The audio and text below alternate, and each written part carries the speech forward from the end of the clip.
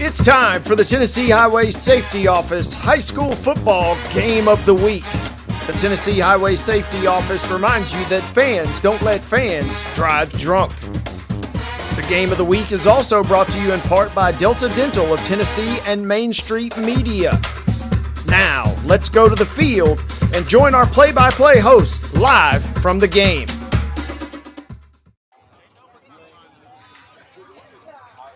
And good evening, ladies and gentlemen. Welcome in once again on another Thursday night for Main Street Prep's Game of the Week action. Final night, final broadcast, at least of the regular season here. And my, oh my, has time flown by as week 11 of the high school football season is upon us. And ladies and gentlemen, we have a dandy of a matchup here tonight. Region games for virtually every team in the state of Tennessee. Some have playoff implications.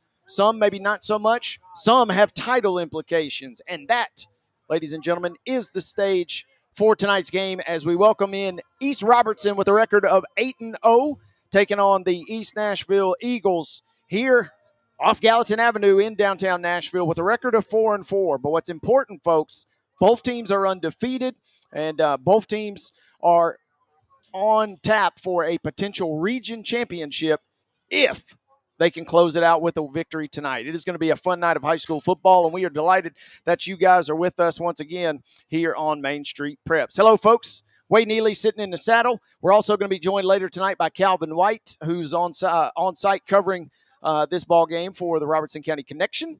And also our producer, as always, is the one and only Mark Rogers. So it's going to be a great night for high school football. The hand warmers are out and about. I've seen folks already busting them out as a little chilly. That first real dose of football weather kind of came to us last Thursday night, when we were up at Joe Burns High School. But as we've creeped the final week of the regular season, final game week of the month of October, all that means football weather is here, and it is going to be a playoff-like atmosphere here tonight, folks. Looking forward to a good one. So delighted that you guys have joined us. Make sure that you go ahead and tell a friend that we have one of the biggest games in the entire state of Tennessee on tap here tonight. It's East Robertson, undefeated are the Indians, taking on region undefeated East Nashville. The Eagles and the Indians will tangle for the region championship. It's going to be a fun one, folks. We're back after this. Our coverage all season long is brought to you by our friends at the Tennessee Highway Safety Office and Delta Dental. At Delta Dental of Tennessee, we know our success begins and ends with providing superior quality service, and that includes serving those who need it most. This year, we're celebrating 25 years of giving back to the community we call home. Delta Dental, along with our Smile 180 Foundation, supports Tennessee's dental colleges and oral health education, children's hospitals, free and reduced cost dental clinics, and other like-minded charities. Here's to the next 25 plus years of ensuring healthy smiles. What are you doing out there? Come on! I saw you at the game the other night. Yeah, you. Up there getting mad, acting like we're all out there making $1 million a game. Well, let me be real with you. This isn't the pros. It's school sports, and it's a game, our game. So please, let us play. School sports fans, remember, when you cheer for your team, make noise for the right reasons. This message presented by the NFHS and the NIAAA. And all student athletes in Tennessee. Step into the Lionel retail store at Opry Mills, Nashville, and you'll be captivated by all the magic of the 123-year history of Lionel trains. Whether you're already a train enthusiast or just getting started, Lionel will energize your love for trains. NASCAR fan? Come check out your local Lionel station to learn all there is to know about model trains and die-cast NASCAR collectibles. Visit nashville.lionel.com or call 615-455-9399. Being in Tennessee, we wanted to try to keep it as local as possible, so we have an entire section of our menu that is just dedicated to local whiskeys like Uncle Nearest, Jack Daniels, of course, George Dickel, Nelson Brothers, Greenbrier Whiskey, and all of our taps are all local. From 2 o'clock until midnight, we've got food every day for you guys. A good handful of appetizers, some entrees, and a couple salads and things like that. My name is Ethan Kanata. Please come down and see us at the Pick Lobby Bar here at the Omni in Nashville.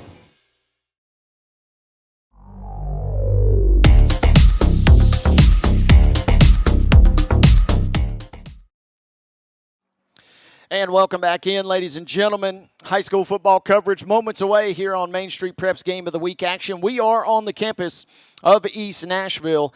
We broadcast a couple of Eagles games this season, and each and every single time after they started the year 0-4, they have improved, and they sit here tonight with a record of 4-4, taking on the undefeated overall East Robertson Indians. It is going to be an epic showdown as first ever meeting between the two schools, first ever region meeting, to say the least, between these two schools. East Nashville, a 3A powerhouse that has just joined the ranks of 2A ball this season. And that's one of the major questions, right, is after kind of doing everything but win a 3A title, East Nashville with 3 straight runner-up finishes a couple of seasons ago. Alcoa, the 3A behemoth, standing in their way. No slight to East Nashville. Virtually every school loses to Alcoa, so no shame in finishing second in that situation there. But 3 straight runner-up finishes, kind of a 3A powerhouse. How would the Eagles fare in 2A ball this year? And we have mentioned it during our broadcasts of these guys this year. Started the season 0-4, losing at Collierville, home to Antioch, on the road at Beach, a game that we did on Thursday night, September 11th. And then losing to Springfield in a game that was broadcast on My TV 30 by 1 point. All of those losses were one-score games, with the exception of Collierville, which was a 2-touchdown deficit. But since then, East Nashville defeats East Hickman. At Stratford, they win 42-16. They defeat Hickman County 41-3. And then last week, knock off Houston County 55-0. And as a result, they come in again with a record of 4-0, but they are unbeaten in region play. On the flip side, you can say the exact same thing about East Robertson, who has played a gauntlet of a schedule themselves, opening up with a 35-28 win at Liberty Creek. They shut out Pope John Paul II in week 2, beat Joe Burns up in the north edges of Robertson County there, 34-3 on Joe Burns' homecoming in early September. Rattled off a win versus Portland.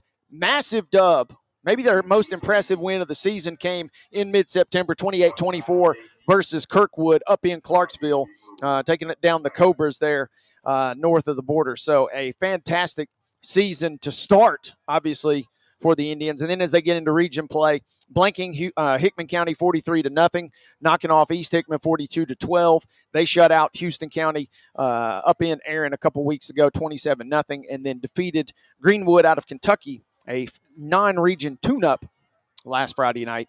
32-16 was your final. So that's how we have got here. And again, that sets the stage for this region championship bout. There are a few other big ball games. There are a massive number of contests being played tonight, more so tonight than you will even see on your schedule for tomorrow.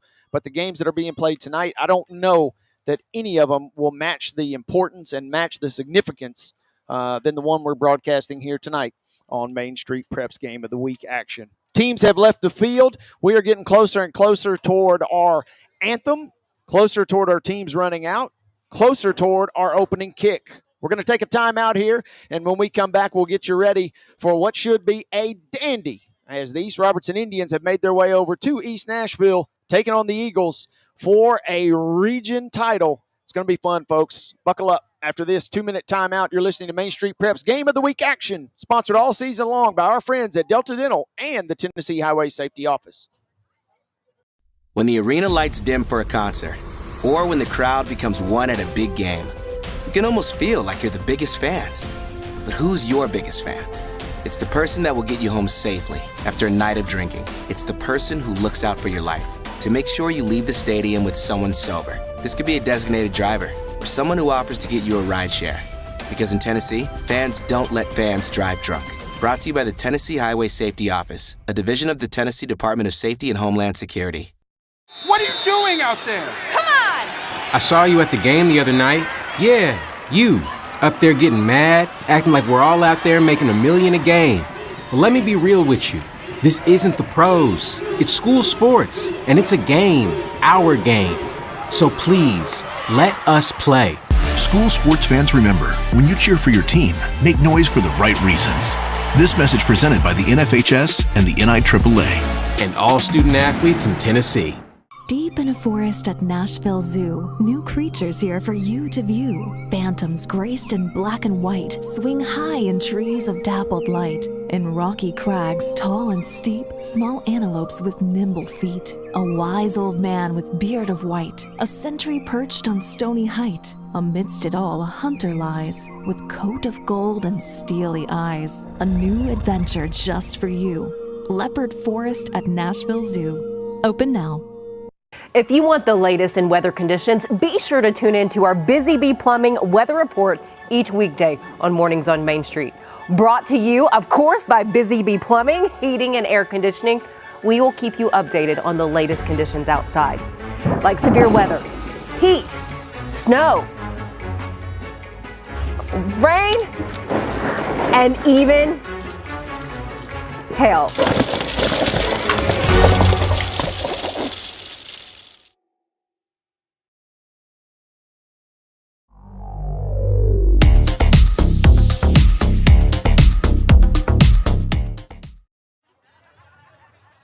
Main Street Preps Game of the Week coverage. We are closer and closer toward opening kick here. The team captains have ventured their way out, and East Nashville playing at home.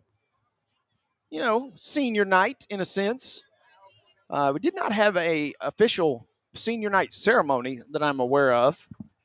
Some teams opt to do that at a different date, but the seniors nonetheless are out on the field and will be collectively your team captains, as East Robertson will send out their four. And kind of breaking this matchup down, East Robertson, the Indians coming in, as we mentioned, undefeated on the season.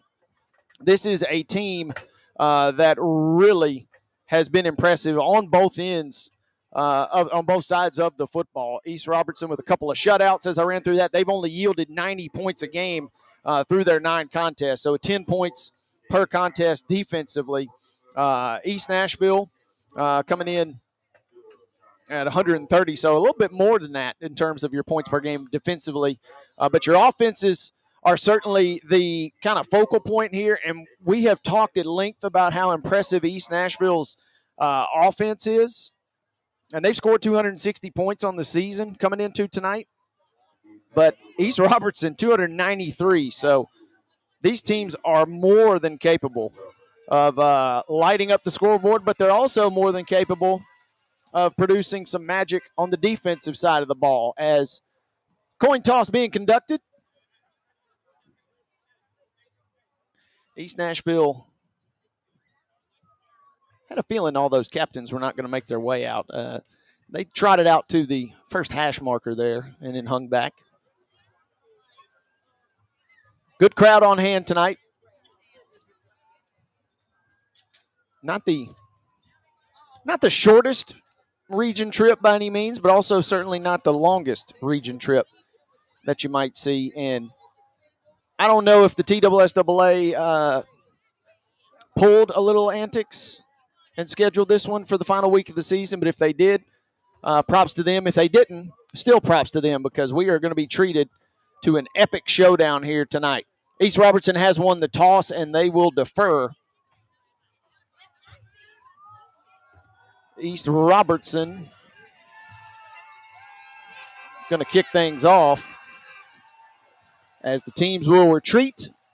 They'll get ready to make their respective runouts.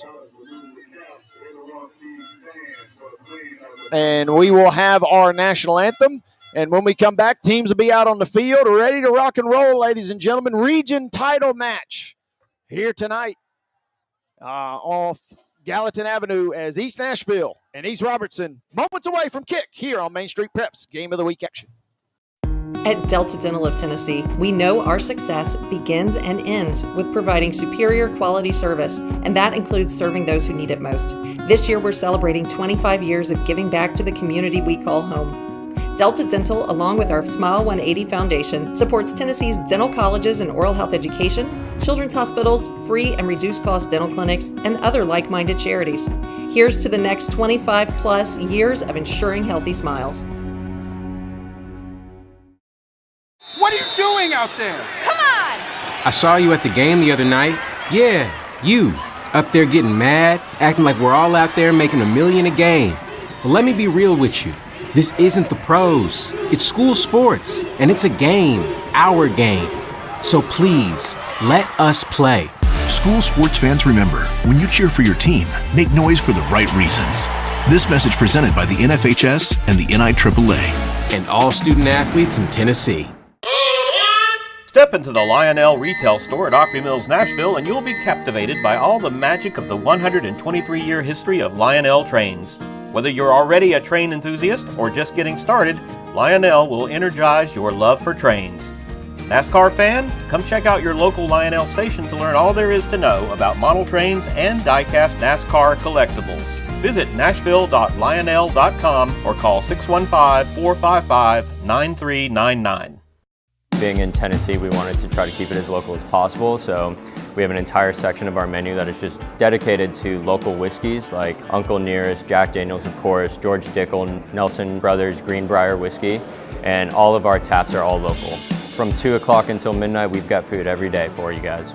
A good handful of appetizers, some entrees, and a couple salads and things like that. My name is Ethan Kanata. Please come down and see us at the Pick Lobby Bar here at the Omni in Nashville.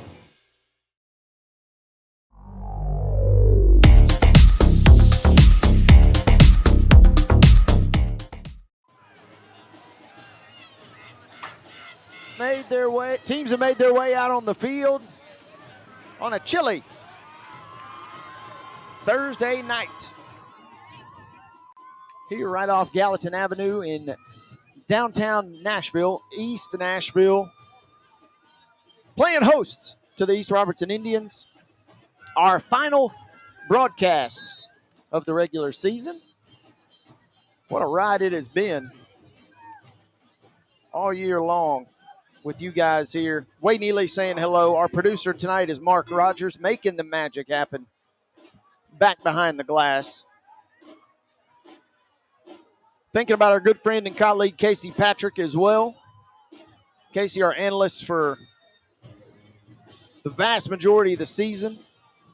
He's battling through some things. So, Casey, we love you and we thinking about you, brother. We miss you. And I'll do the best I can to hold down the fort tonight. East Robertson won the toss, elected to defer. And, ladies and gentlemen, at 7:02, toe has met leather. We are underway. This is a knuckling kick picked up at the 32-yard line by East Nashville. And the Eagle return man, Cavante Pitts, runs into a pile at around the 36-yard line where he is stopped. It's going to be an epic showdown tonight, folks. The region title hanging in the balance between these two squads.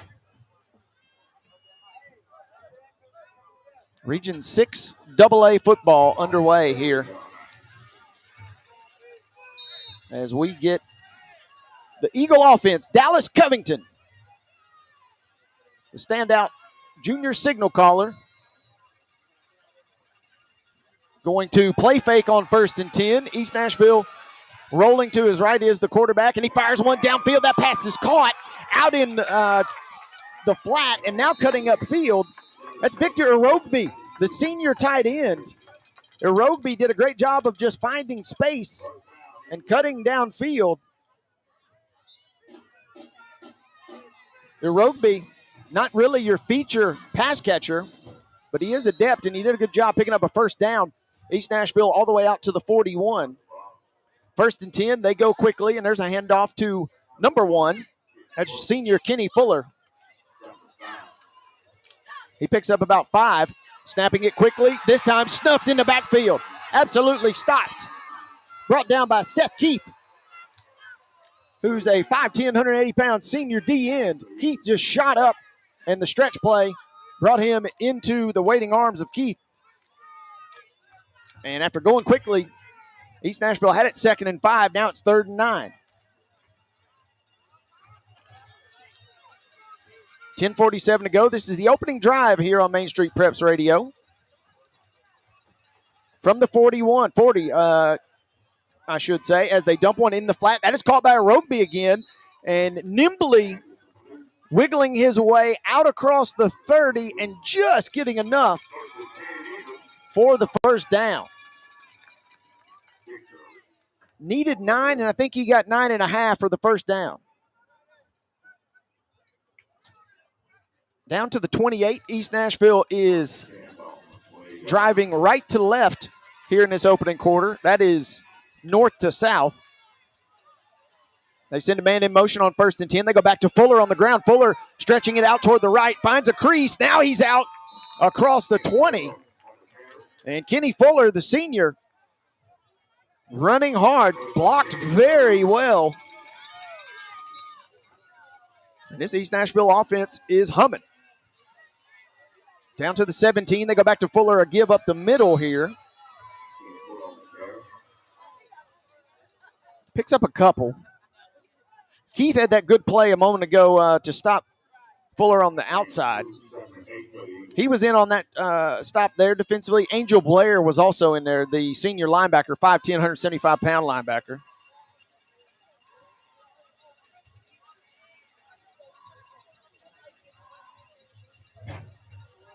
.9:46 to go. This is a big second down. East Nashville approaching the red zone. Covington has to wiggle out of danger. That buys him an extra second. That extra second frees him up to fire downfield. Pass is caught. Hauled in by Ja'Shawn Taylor, senior wideout. Down at the 6-yard line, 7-yard line they mark it.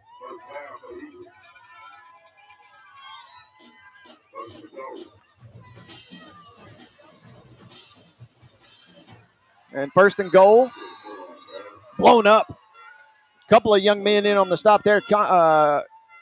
Kane Price as well as Zach Groves in on the stop. Losing a yard there.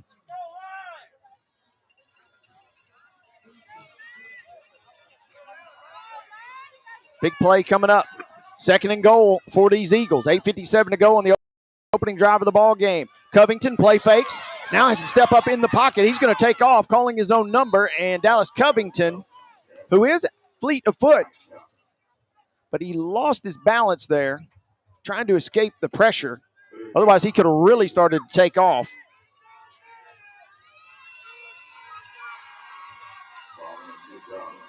And from the 8, he got it up to around the 5, so about a 3-yard pickup.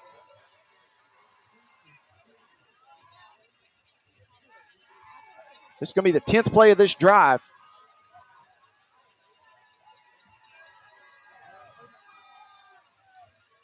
As we play on, 3rd and goal from the 6. Covington looking to his right. Again, going to step up in the pocket. Nothing there now. Now he's going to wiggle to the right. And oh my, a Houdini-like effort for the touchdown. Dallas Covington on the 10th play of the drive. Keep it in the hands of number 10, the junior.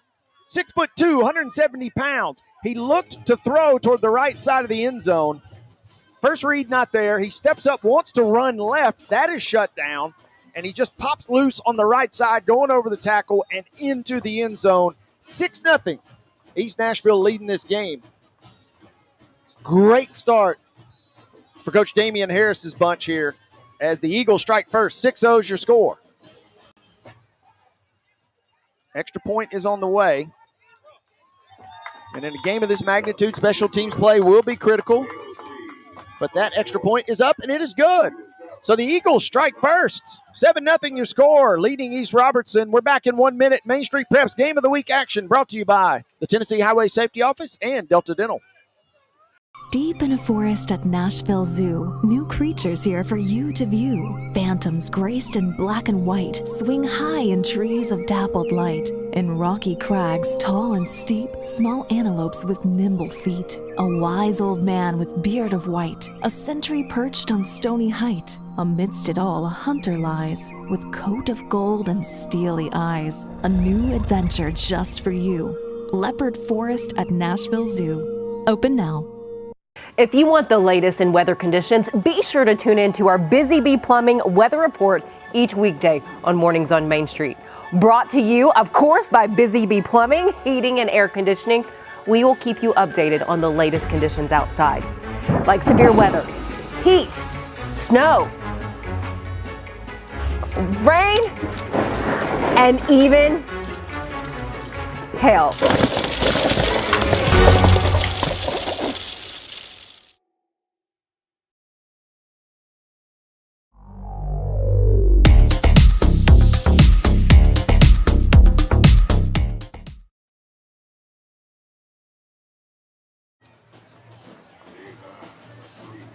Outstanding start for East Nashville as the Eagles playing host to East Robertson in this Region 6AA title bout.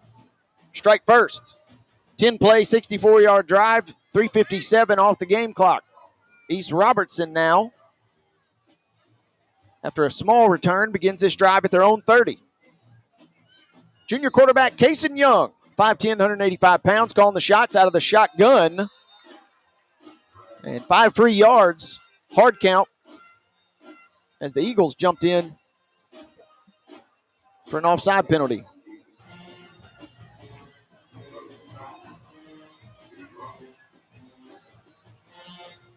And you know, we broadcast, this will be our 4th East Nashville. The schedule has been interesting this season. We have 4 East Nashville broadcasts.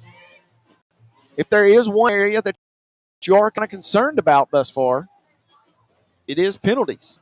1st and 5 from the 35 now. Give right up the middle for number 11, Caleb McNeil.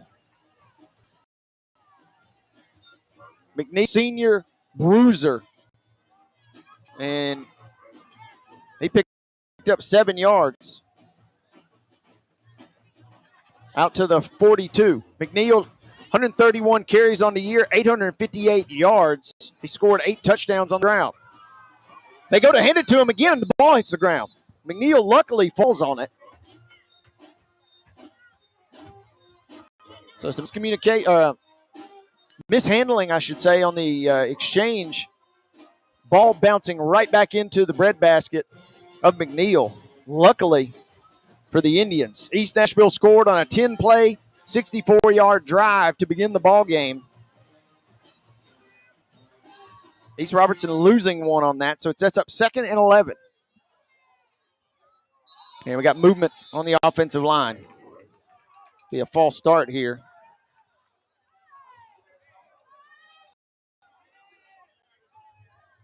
First penalty of the night.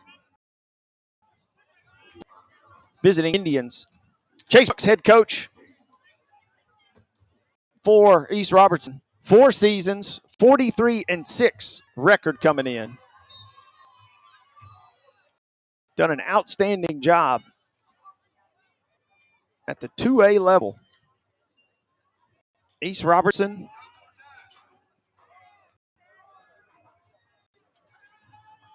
up here now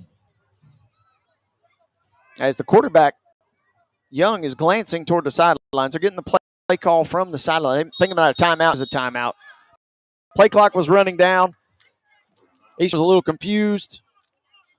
And a timeout is taken by East Robertson. And we're going to take a quick break as well.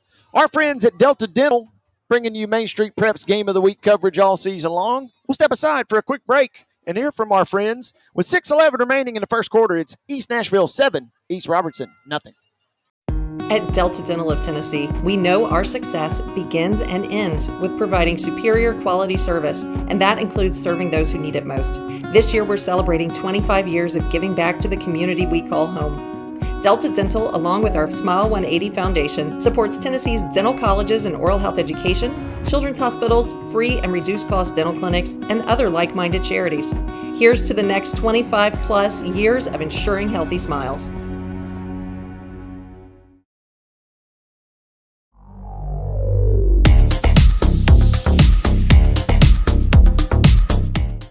Street Prep's Game of the Week coverage.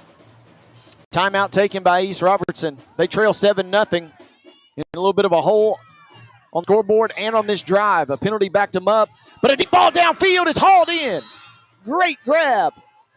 Sneaking free and skying for the reception. Senior wideout Chris Groves. Groves hauling it in deep downfield. Plenty enough for the first down. And actually are going to bring the ball back just a couple of yards out to the 38. About a 25-yard pitch and catch there. And now we have a penalty. This is the second offside on this drive for the Eagles.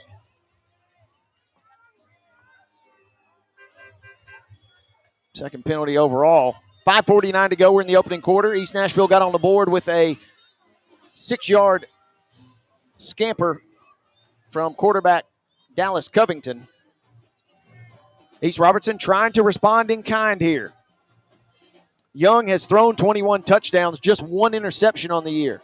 He barks and gets the snap and now hands it off right in the breadbasket cleanly after a brief fumble a moment ago to McNeil. McNeil needed 5. I think he got 4.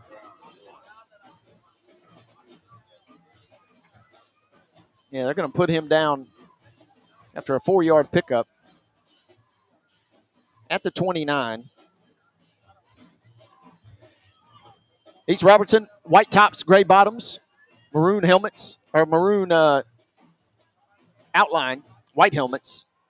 Give you East Nashville in a moment. 4:53 to go. This is a big 2nd and 1. You can call a number of different plays here, and yeah, they're going to go deep toward the left sideline. There's a lot of contact and a late flag. The pass was incomplete, intended toward Groves. DeMontez Anderson, the senior DB. And this is going to be an interesting flag here because there were 2 officials in the area, and both had good looks. One did not even think about reaching for the flag. The other did, and the pass interference will go against East Nashville.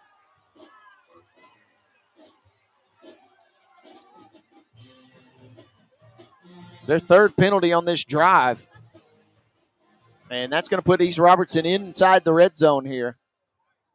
Ball resting at the 15. 7-0's your score. East Nashville leads after putting points on the board on their opening drive. East Robertson trying to answer. They got a new tailback in there, Zach Groves, and yeah, they hand it to him. Groves with a full head of steam, lined up to the left, right on the left hip of Kason Young, the quarterback. Groves sprints to his right, out of the backfield. Kind of a zone read there, and he picks up 5. 3rd penalty on this drive for East Nashville. 4:22 remaining in the opening quarter. East Nashville is wearing gray tops, gray bottoms, white and red trim. Good uniform contrast here tonight. Another give to Groves. This time he's slipping to the outside, and he's still on his feet at the 2. Tightrope walking. Did he get in? No. Shoved down at around the 1-yard line. Back-to-back carries for the brute in the backfield. 6'4", 250 pounds, folks. Groves, 311 yards and 3 touchdowns entering tonight's contest. And as we go under 4 minutes, East Robertson is about 1.5 yards away from maybe tying this ball game up. Twin wideouts to either side. Young drops back into the shotgun. Groves menacingly standing to his right. They turn and hand it off to Groves. He's stuffed. Good stop in the backfield. Good play in the backfield. Chauncey Anthony, senior linebacker, bringing down the much larger Zach Groves. 5'10", 170, bringing down 6'4", 250. Great individual tackle there by Anthony.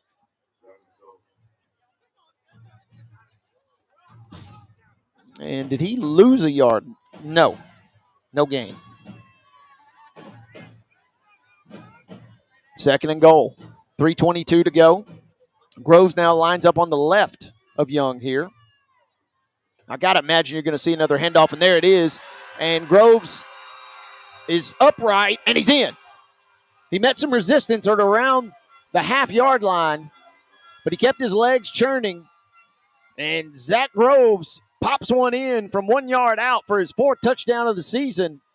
And East Robertson is a PAT away from tying this game here.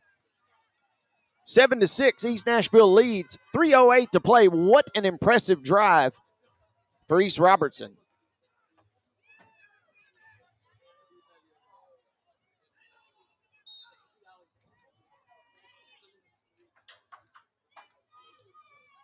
And the PAT is up, and it is good. So a 1-yard touchdown for the senior. Zach Groves has us knotted. Great game as advertised thus far. 3:08 to play in the opening quarter. We are knotted here over in East Nashville. Eagles and Indians battling it out for the region title. We're back after this, after a quick word from our friends at the Tennessee Highway Safety Office. When the arena lights dim for a concert, or when the crowd becomes one at a big game, you can almost feel like you're the biggest fan. But who's your biggest fan? It's the person that will get you home safely after a night of drinking. It's the person who looks out for your life to make sure you leave the stadium with someone sober. This could be a designated driver or someone who offers to get you a ride share. Because in Tennessee, fans don't let fans drive drunk. Brought to you by the Tennessee Highway Safety Office, a division of the Tennessee Department of Safety and Homeland Security.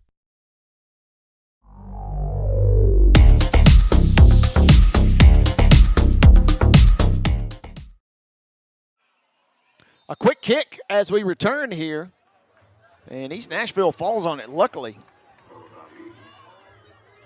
Second time tonight, East Robertson has kicked off just a line drive kick. Not only do you keep it out of the hands of some dangerous return men for East Nashville, but you also run into something like we saw right there, as that ball was bobbled and free for a moment.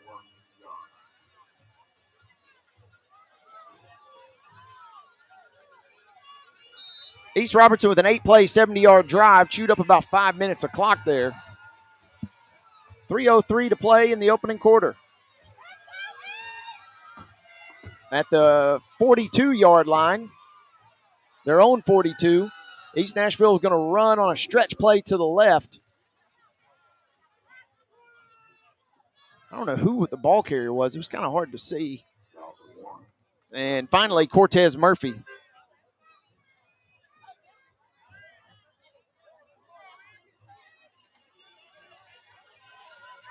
Goes backwards for a yard. Actually, they say he gained a yard. I thought for sure he lost a yard. 2nd and 9 now. They're going to give to Fuller. Kenny Fuller has ran well tonight, and he makes one man miss. And he made McNeil take a seat inadvertently there. McNeil tried to grab him around the left side hash, and a little extra dash toward the sideline from Fuller sent McNeil to the ground, and that allowed him to pick up a couple extra yards. Good run for Fuller, who is playing well at the tailback position thus far. 2nd and 11 turns into 3rd and 3. And a hard count here from East Nashville. Did they get East Robertson to jump? Coaching staff is begging for the call.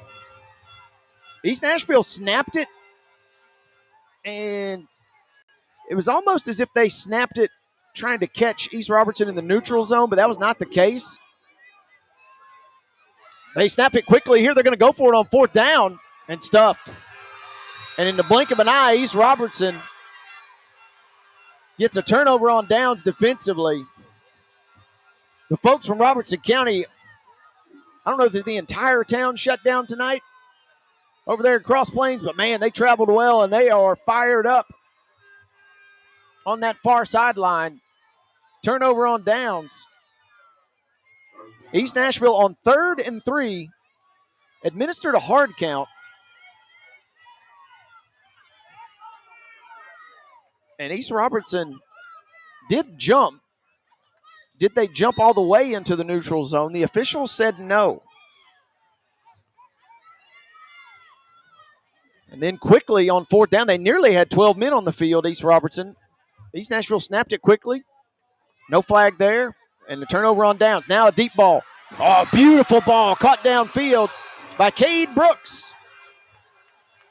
Gorgeous pass from Young to Brooks. Brooks on the season, top receiver, the senior, hauling in 30 grabs for 963 yards and 12 touchdowns. And that was a room service dime from his senior quarterback, Kason Young. Ball spotted at the 20-yard line. So that's a 31-yard pickup.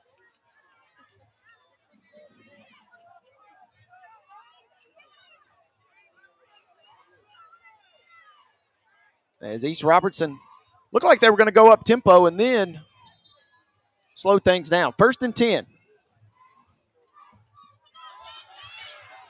East Robertson, a little hard count again, and East Nashville jumped but did get back. 3 different penalties on the first drive defensively for East Nashville. 7-7 is your score. We got 1:45 to go in this opening quarter. Here's a give to McNeil. Huge pile forming.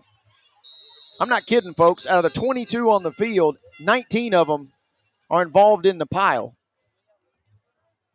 Trying to see who that was for East Nashville. That's Xavier Johnson, the senior. Big Xavier, 6'4", 315. Part of the crew that helped bring down McNeil, but not before he picked up about 4 yards.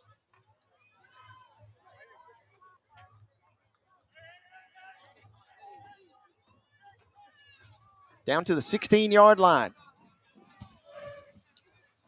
Indians are driving here.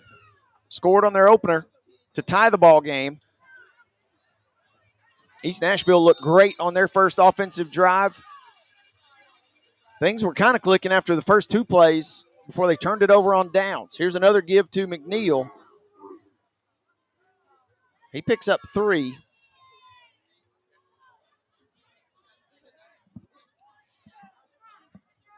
And East Robertson cannot run the clock out here, but they can get pretty close. They are going to snap it at least one more time in this opening quarter.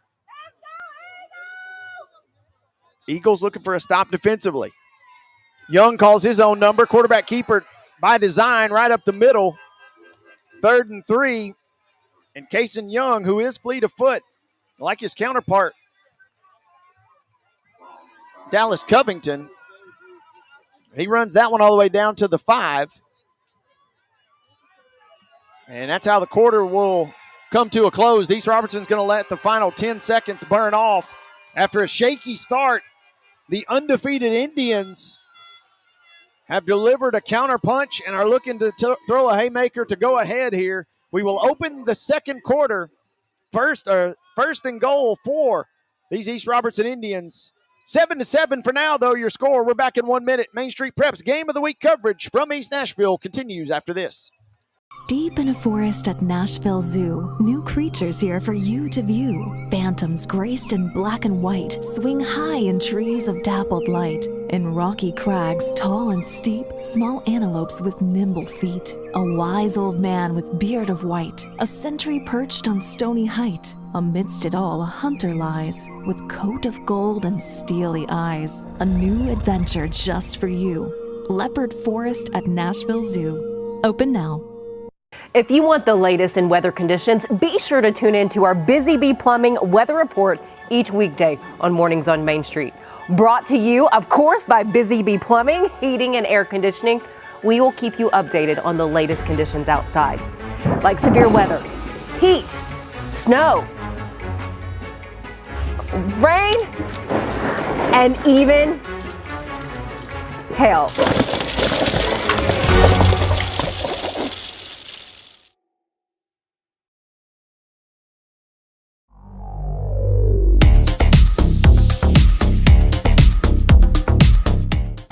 The week coverage presented by Delta Dental and the Tennessee Highway Safety Office. 1st and goal for East Robertson, who trailed 7-0, marched down and tied it, forced to stop at midfield on 4th down, and the Indians on 1st and goal from the 5. Another quarterback keeper. Let's see where they spot this. No gain is the official spot.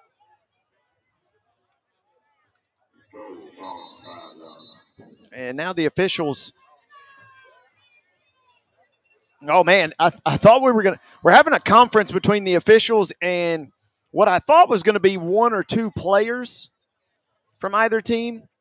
But they brought all 22 out there. Tempers have not flared yet. But in a game of this magnitude, wouldn't be surprised. East Robertson 9-0, East Nashville 4-4, but both teams are undefeated in the region. The winner of this game not only wins the region, but you get that coveted top seed Doesn't guarantee you, obviously, a deep run in the playoffs, but, man, it sets you up pretty nice. More on that as our broadcast unfolds. For now, 2nd and goal from the 5. Heavy package toward the left here. Still in the gun, though, is Young. Groves returns, and they fake to Groves. Young's going to roll to his right.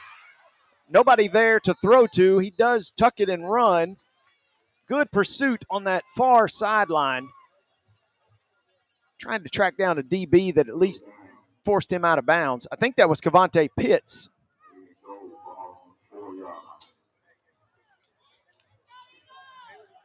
And so a 1-yard pickup. They faked it to Groves on that inside give. Groves lined up to the right. Young fakes it on the run to the left and then takes it and runs, looking for a little dump in the end zone, but it was guarded well by East Nashville. Sets up 3rd and goal after the 1-yard pickup. 7-7 is your score. Over here on the east side of our capital city. And we got a play blown dead. Is this a delay? Yes. Kind of surprising right there.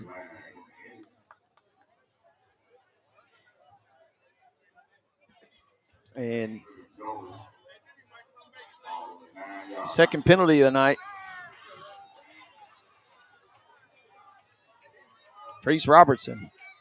3rd and goal from the 9 now.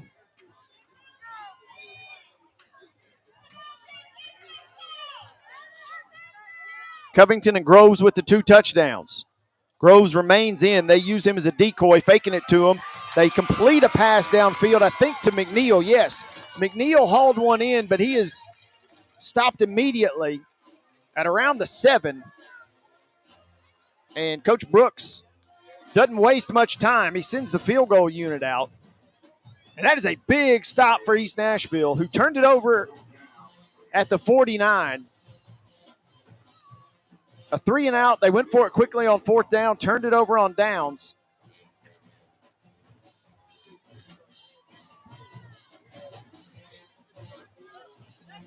And a short field goal being attempted here. And I told you guys special teams might play a big factor in this game tonight. And David Summerer boots one through. And East Robertson does take the lead. 10-7 is your new score. Back in 60 seconds here as the Indians on top of the Eagles right after this second quarter action on Main Street Prep's Game of the Week from East Nashville. Deep in a forest at Nashville Zoo, new creatures here for you to view. Phantoms graced in black and white swing high in trees of dappled light. In rocky crags, tall and steep, small antelopes with nimble feet. A wise old man with beard of white, a sentry perched on stony height. Amidst it all, a hunter lies, with coat of gold and steely eyes. A new adventure just for you. Leopard Forest at Nashville Zoo. Open now. If you want the latest in weather conditions, be sure to tune in to our Busy Bee Plumbing weather report each weekday on Mornings on Main Street. Brought to you, of course, by Busy Bee Plumbing, Heating and Air Conditioning. We will keep you updated on the latest conditions outside, like severe weather, heat, snow, rain, and even hail.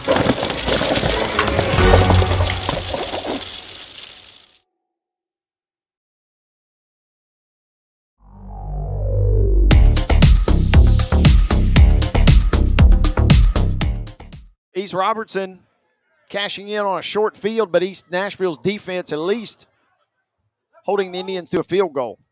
10-7 is your score, 10 unanswered points for Coach Chase Brooks and his East Robertson Indians.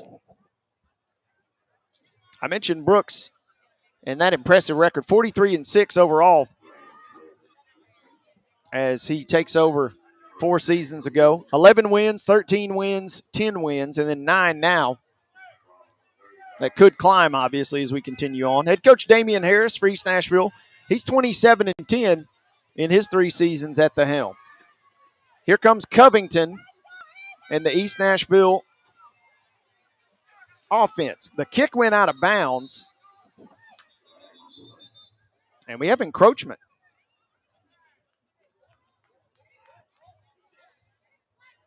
And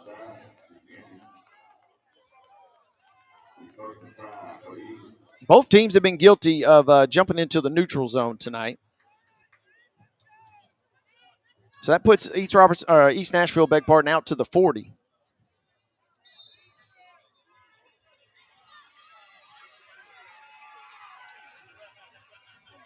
Covington out of the pistol, turns, hands to Fuller. Fuller is bottled up initially, and he has to backtrack to try and gain ground, and that is a risky proposition versus a swarming defense. Groves mops him up for no gain, luckily. That could have been a real bad situation there. Fuller, I admire the gumption there. Ran into a trio of defenders right at the line of scrimmage, tried to give ground and make something happen. Could have been worse, but back to the line of scrimmage here. 2nd and 5. Again, aided by the penalty a moment ago. Covington sends a man in motion. Now he's going to load up, firing a deep pass downfield. Oh, my! Huge collision. McNeil upending the would-be pass catcher for the Eagles. Cortez Murphy got his hands on the ball. McNeil made a good football play. Didn't launch. And contact was made again by Murphy trying to catch the pass. He's going to hobble off the field here. Looks like he's going to be okay, but he's a little dinged up, as you might expect. And that was a big collision. Good, clean football play, though. Great play by McNeil. Sets up a 3rd and 5. East Nashville trailing for the first time tonight, 10-7. East Nashville has faced little to no adversity after beginning region play. Matter of fact, they've only trailed one time since mid-September, and that was a game that we broadcast a few weeks ago at Stratford. They trailed 9-0 at one point before they end up winning that game 42-16.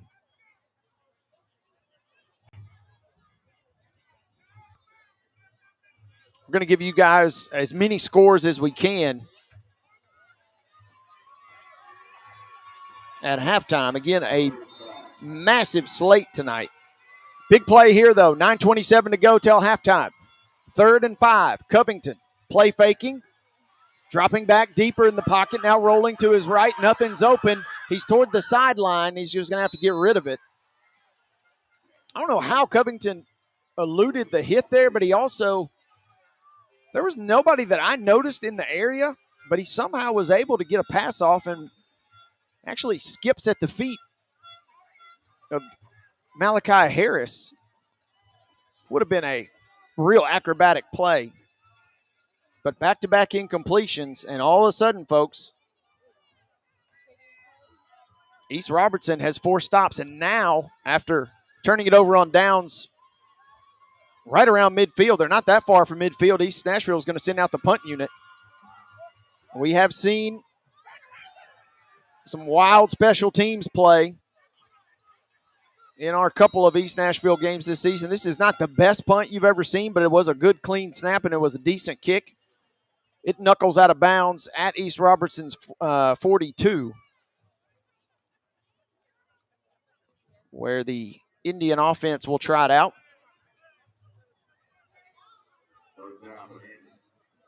9:06 to play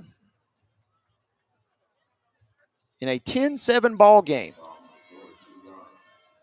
You get the feeling that East Nashville, with some playmakers on the defensive side of the ball, might have to come up with an individual bit of brilliance here.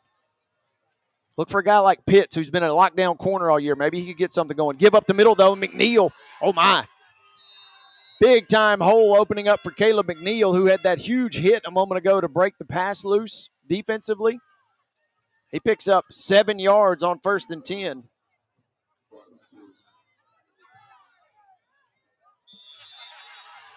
And quickly to the line of scrimmage. And we have another neutral zone situation here. And that one will go against East Nashville. That's their fourth penalty tonight. Both teams have had 4 penalties, the majority of which have been false starts or offsides. What that does is give East Robertson a fresh set of downs.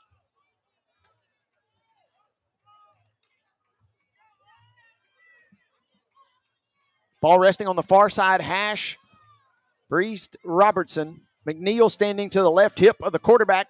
Kason Young out of the gun. Young looking down the middle of the field, in and out of the hands of DeMontez Anderson, a DB for the Eagles. A little hot to a streaking receiver. And Cade Brooks was in the area. Brooks didn't really totally turn around there. And instead, it was Anderson who was looking for the ball and nearly hauled it in for the interception. Kind of as I mentioned a moment ago, a play like that kind of needs to maybe go in East Nashville's favor to try and maybe get back in this game. 2nd and 10, ball at the 45, still on that far side hash. And give to McNeil on the outside. This kid is a bruiser. And Caleb McNeil just craving contact. He finds someone to hit about 4 yards downfield, shakes them off. Picks up another yard after the contact. It's going to be a long 4 yards here. 7:50 to go in this second quarter. East Nashville led 7-0. Great opening drive. East Robertson answered. The Indians added a short field goal, made it 10-7. This pass is dumped in the flat. It was nearly tipped and would have been a free ball for anybody, but it does get over the fingertips of the leaping lineman, and Cade Brooks hauls it in. And he's quickly brought down. No gain on the play. Maybe give him a yard.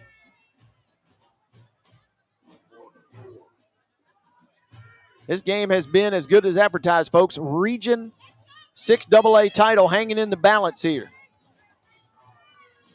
Both teams unbeaten, really untested in region play.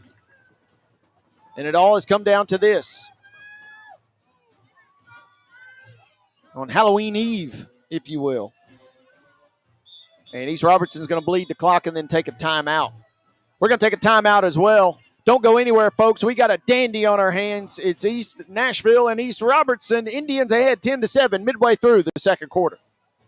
At Delta Dental of Tennessee, we know our success begins and ends with providing superior quality service, and that includes serving those who need it most.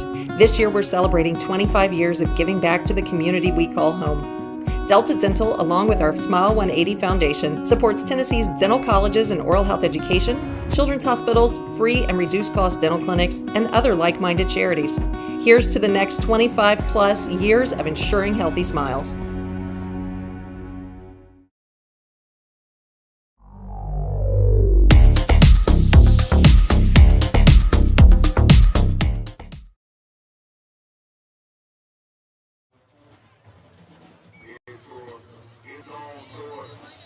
$10-7 is your score. East Robertson just took a timeout. I believe that's their second timeout. We have a 4th down. 4th and 4. Ball 9-yard line here. 6:53 to go in this second quarter. Indians lead 10 unanswered points. 10-7 is your score. The ball is on the near side hash here. East Nashville sending personnel closer toward the line of scrimmage, sensing a run. East Nashville ends up snapping and throwing, but there was movement. And I told you guys, they're almost going back here. It's a false start. 5th penalty of the night for the Indians here. And 4th and 9. Going to change scheme here for coach unit out here. 6:51 to go. This could be a big stop for East Nashville. Yeah, it's a clean snap. They will punt it away. It's a wobbler kick. And it is fielded at around the 9. And a good-looking return there, picked up by Murphy, streaking along the sideline. He caught it at around the 9 and takes it all the way up to the, they're going to officially say, 34-yard line with 6:39 to go.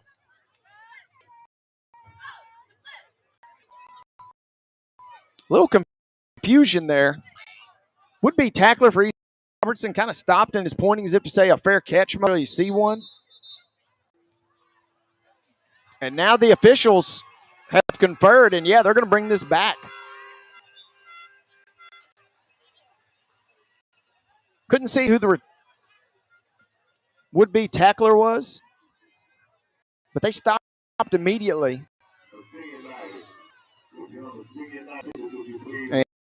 And 34 to 15. So East Nashville's backed up. A little extra yardage there. 6:39 to go. East Robertson kicked off, so hypothetically East Nashville will have to kick it away to start the second half as they begin this drive. Strong run the middle. Right into the waiting arms, Angel Blair. Blair, the team's top tackler. And linebacker stepping up and making a stop there. Blair on the season, 81 tackles, around 9 a game.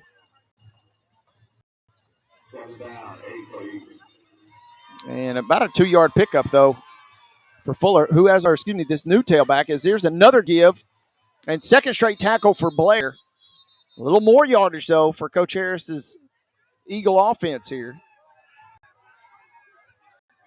And it's going to bring 3rd and 3. They officially mark this. East Nashville just needs to string together a couple of first downs, get a little breathing room. That's been Elder carrying the ball a couple times. First totes of the night for the sophomore, Damian Elder. Play call coming in from the sideline. See a tight end sneaking out there. That's Orogbe, who caught a couple of first down balls on the opening drive for East Nashville. 3rd and 4. Will they get this snap off? They do with 1 second on the play clock, and they go right back up the middle and right near the sticks. This is going to be a close measurement here. And move the chains, says our crew, by the nose of the football there.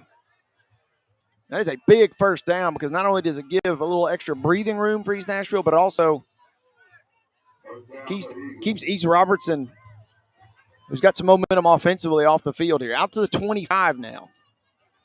Ball between the two hashes with 5:05 to play here in the second quarter. Covington has a rushing touchdown to his credit tonight. He pulls the strings offensively here, play faking, dumping one in the flat. Tried to go to Orogbe, the tight end we just mentioned a moment ago. He's covered up by McNeil. Would have been a tough grab just beyond his outstretched fingertips. Going to be 2nd and 10 now.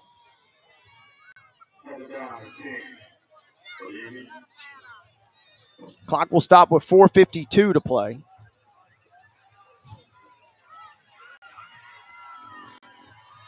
(10-7) is your score. East Nashville scoring on its opening drive. Turnover on downs and punt on their ensuing 2. This pass is dumped, and it is caught. A shoestring catch is made. And one of those passes that you maybe wish Fuller had not reached down to grab, because Fuller grabs it. Tremendous effort on the catch. But in doing so, he's going to lose about 5 yards. So it's going to be a 3rd and long, and we got a timeout taken by East Nashville. We're going to take a break as well. When we come back, big 3rd down coming up for the Eagle offense. You're listening to Main Street Prep's Game of the Week coverage presented all season long by our friends at the Tennessee Highway Safety Office. When the arena lights dim for a concert, or when the crowd becomes one at a big game, you can almost feel like you're the biggest fan. But who's your biggest fan? It's the person that will get you home safely after a night of drinking. It's the person who looks out for your life to make sure you leave the stadium with someone sober. This could be a designated driver or someone who offers to get you a ride share. Because in Tennessee, fans don't let fans drive drunk. Brought to you by the Tennessee Highway Safety Office, a division of the Tennessee Department of Safety and Homeland Security.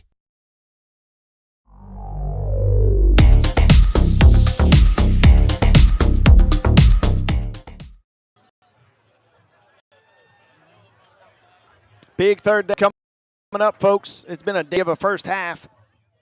4:32 till the break. East Nashville with the ball, but East Robertson has the lead 10-7 here on Main Street Prep's Game of the Week action. Wade Neely saying hello. Calvin White, our friend at the Robertson County Connection. He's going to join us at halftime. Our producer is Mark Rogers. 4:32 to go. Out of the timeout. Let's see what the Eagles draw up. 3rd and 15 from their own 20. Covington, all day to throw, finds a man downfield, caught, hauled in, and now making a swim move out around the 40. We got a foot race at the 30, 20, 10, 5, end zone.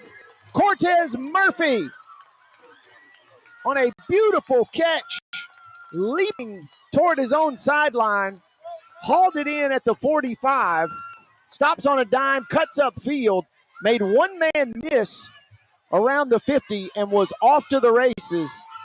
3 East Robertson players trying to track him down, but it's Murphy untouched to pay dirt as East Nashville reclaims the lead 13-10 with 4:14 to play till halftime. That is the big play that the Eagle offense has been waiting to pop all night long. And it's Murphy. That was blocked so well. Covington, even on the plays we had seen where he's had extended time, had been unable to find somebody downfield. Murphy running a square in 20 yards downfield and then off to the there.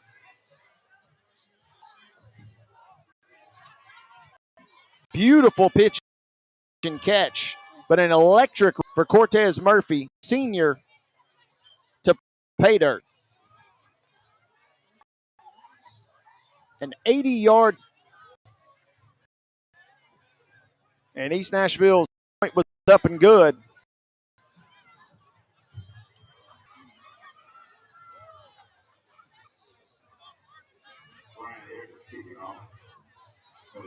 And this is a brand new ball game, folks, 14-10.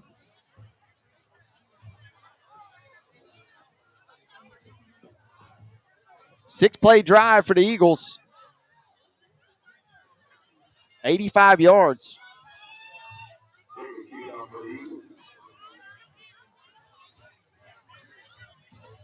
And they're going to kick this one off here with 4:14 to go. This game has been electric.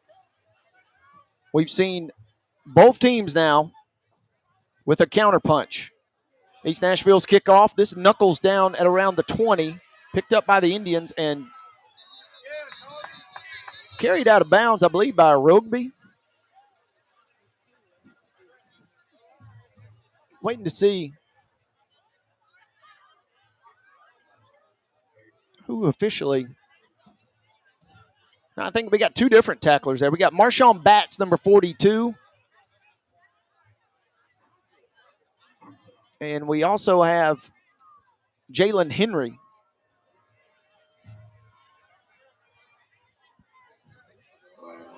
Well, I'll take that back. Might be Tylen Mathis. The jersey kind of bunched up there. But before we start, before East Nashville starts tooting the horns there is a face mask. That's a tough face mask because the runner was not really tackled so much as he was kind of just stood up and ushered out of bounds. That's the 5th penalty of the night for East Nashville. Both teams have committed 5.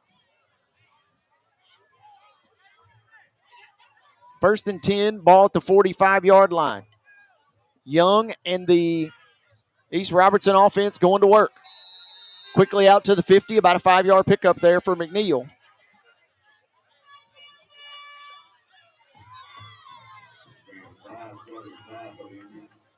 Ball's on the far side hash. East Robertson making the trip down from Robertson County. Cross Plains. Like I said earlier, I don't know if the whole town shut down. They got a massive crowd here tonight. And that far side hash is close to the Indian sideline. 2nd and 5 now from the 50. Little sweep action here for McNeil. And that will depend on the spot. He's right near the sticks and moved the sticks, say the officials. Needed 5, got 5 1/4 there.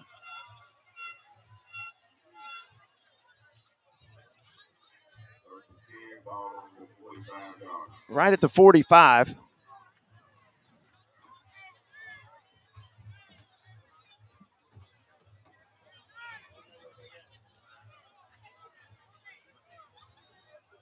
.410 to go, 3:10 to go, I should say. We got a penalty. Should be a false start after it's blown dead, and it is. 6th penalty tonight.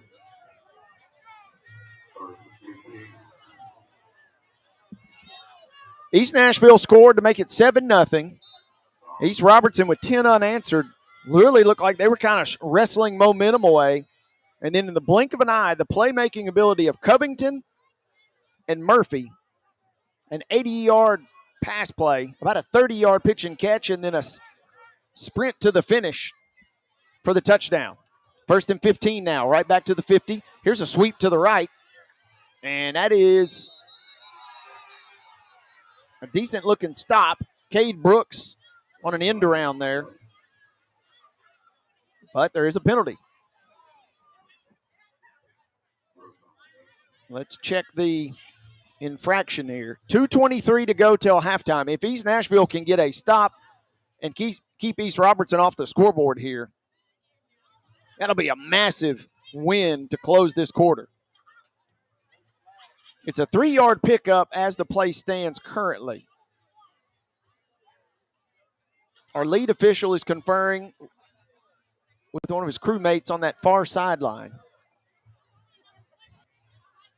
Penalty kind of came toward the end of the run, and they're going to pick it up.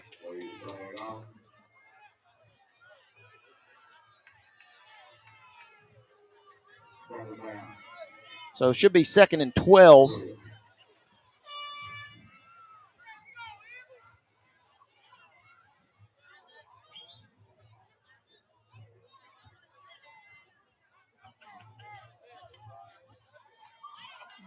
And clock is running. 2:08 to play here till halftime. East Robertson again is set to receive the second half kickoff. This will be a mammoth drive for them. Dropping back and throwing is Young, and a stretched grab. Did he haul that in? Yes. Oh my. Full extension down the far sideline. Chris Groves. Holy moly. Young just dropping it in a bucket there. Groves, the only player, he was jockeying with a DB on that far sideline.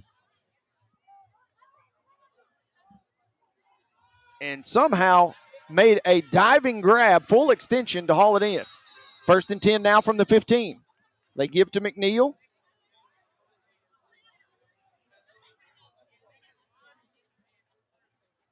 I'm telling you, folks, we have seen some good football played this year, whether it's on our Thursday night broadcast or covering games on Friday and Saturday for the TSSAA, and holy moly, was that one of the better pass plays you will ever see. Kason Young dropping it in a bucket there.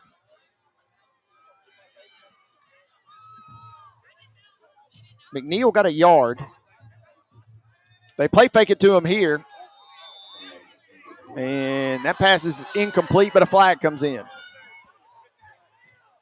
And, you know, that's the second time tonight that they've ran that hot route over the middle. DeMontez Anderson nearly intercepted it the first time. And, okay, they're going to pick the flag up. It looked like Anderson might have been guilty of pass interference, but they say the ball was tipped.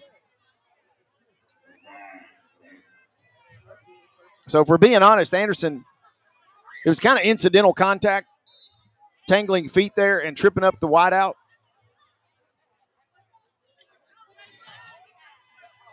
But the tip makes the pass interference off the table. So the clock is stopped. 1:02 to play.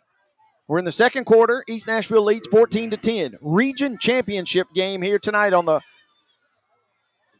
final week of the regular season. Heavy package toward the left. Young calling a man in motion to his right. Now he's going to roll to his left. Shot put throw is hauled in on the near sideline. Somehow staying on his feet. That was Cade Brooks. Brooks hauled it in around the 10-yard line. His momentum was carrying him out of bounds. East Nashville trying to push him out, and somehow he stays in and picks up a massive first down. Unreal effort. They mark it down to the 2-yard line. We have seen some epic pass plays on this drive here. Now they give up the middle, and East Nashville, good job flowing to the football. Clock is rolling with 40 seconds to play. Interesting moments here. Marshawn Batts in on the tackle for East Nashville. 30 seconds now.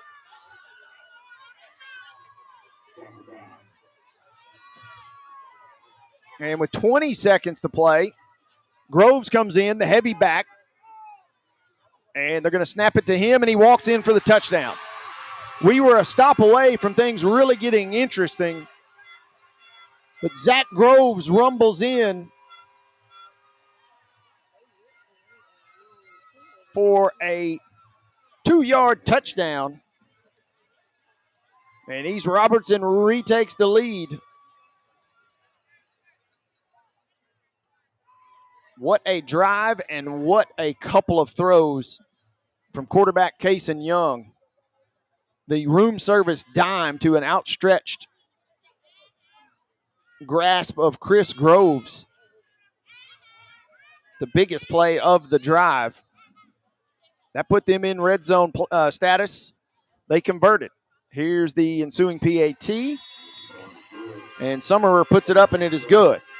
17-14 is your new score. This has been a dandy, folks. 13 seconds to play. And, you know, I'll be curious.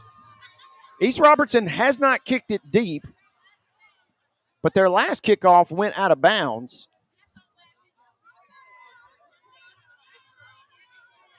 And you wonder, Covington has a big league arm.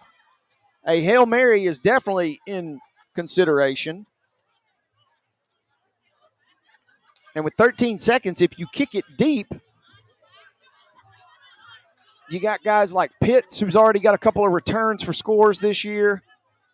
Fuller is back deep. Those guys line up at the 25, so they're not anticipating a deep kick. East Robertson swapping the football out here.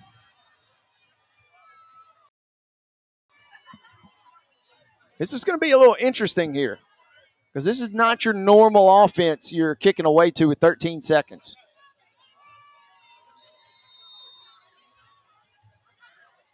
And Summerer will line drive kick it again. And, oh, man, the up man let it go. Oh, and that's a tough break for East Nashville. They return it and going backwards to the 25. The clock will stop with 6 seconds to play. It's easy for me to say, and that ball was traveling 100 miles an hour, but the up man for East Nashville, if he would have somehow just either knocked it down and fell on it or even caught it and fallen to the ground, East Nashville will probably take it over at the 45. Instead, it's picked up at around the 35, and trying to make a little razzle-dazzle happen, the return went backwards. So 6 seconds to play. You're still not out of the woods, though, because of the arm of Covington. But maybe you are. They're going to turn and hand to Fuller, and Fuller will be brought down at the 32. And he picks up about 4 yards, and that's how the half comes to a close. This one has been as good advertised, folks. We didn't want to really oversell it, but man, it has been fun here tonight. East Robertson, 10 unanswered points to take a 10-7 lead. And then East Nashville picking itself up off the mat, rallying and taking a 14-10 edge, only to see East Robertson score one more time before the end of the half, and it's a 17-14 advantage for East Robertson in this winner-take-all region showdown here tonight on Main Street Prep's Game of the Week action. We're going to take a timeout. When we come back, recap some of the first half and get you prepped for the second as we roll along here right off of Gallatin Avenue at 17-14. The visiting East Robertson Indians leading East Nashville tonight 17-14 again at the break. Step into the Lionel retail store at Opry Mills, Nashville, and you'll be captivated by all the magic of the 123-year history of Lionel trains. Whether you're already a train enthusiast or just getting started, Lionel will energize your love for trains. NASCAR fan? Come check out your local Lionel station to learn all there is to know about model trains and die-cast NASCAR collectibles. Visit nashville.lionel.com or call 615-455-9399. Busy bee, yeah, busy bee. If you need Hold on, y'all, hold on. I need to make a call. Hey, this is Brianna with Busy Bee. I'm giving you a call to let you know your technician is on his way. 333. Busy bee. Guys, not yet. Not yet. Busy bee, oh, Now busy I'm ready, bee. guys. Call 775-7833. When the arena lights dim for a concert, or when the crowd becomes one at a big game, you can almost feel like you're the biggest fan. But who's your biggest fan? It's the person that will get you home safely after a night of drinking. It's the person who looks out for your life to make sure you leave the stadium with someone sober. This could be a designated driver or someone who offers to get you a ride share. Because in Tennessee, fans don't let fans drive drunk. Brought to you by the Tennessee Highway Safety Office, a division of the Tennessee Department of Safety and Homeland Security. Timeout. All right. Remember, we're a team that plays together. Listen, the winning will take care of itself. We just have to get everyone involved. In interscholastic sports, we celebrate what makes every one of us unique. And in the pursuit of a common goal, everyone in the huddle, in the bleachers, and in the community comes together. This message presented by the TSSAA and the Tennessee Interscholastic Athletic Administrators Association. At Delta Dental of Tennessee, we know our success begins and ends with providing superior quality service, and that includes serving those who need it most. This year, we're celebrating 25 years of giving back to the community we call home. Delta Dental, along with our Smile 180 Foundation, supports Tennessee's dental colleges and oral health education, children's hospitals, free and reduced cost dental clinics, and other like-minded charities. Here's to the next 25 plus years of ensuring healthy smiles. Being in Tennessee, we wanted to try to keep it as local as possible, so we have an entire section of our menu that is just dedicated to local whiskeys like Uncle Nearest, Jack Daniels, of course, George Dickel, Nelson Brothers, Greenbrier whiskey, and all of our taps are all local. From 2 o'clock until midnight, we've got food every day for you guys. A good handful of appetizers, some entrees, and a couple salads and things like that. My name is Ethan Kanana. Please come down and see us at the Pick Lobby Bar here at the Omni in Nashville.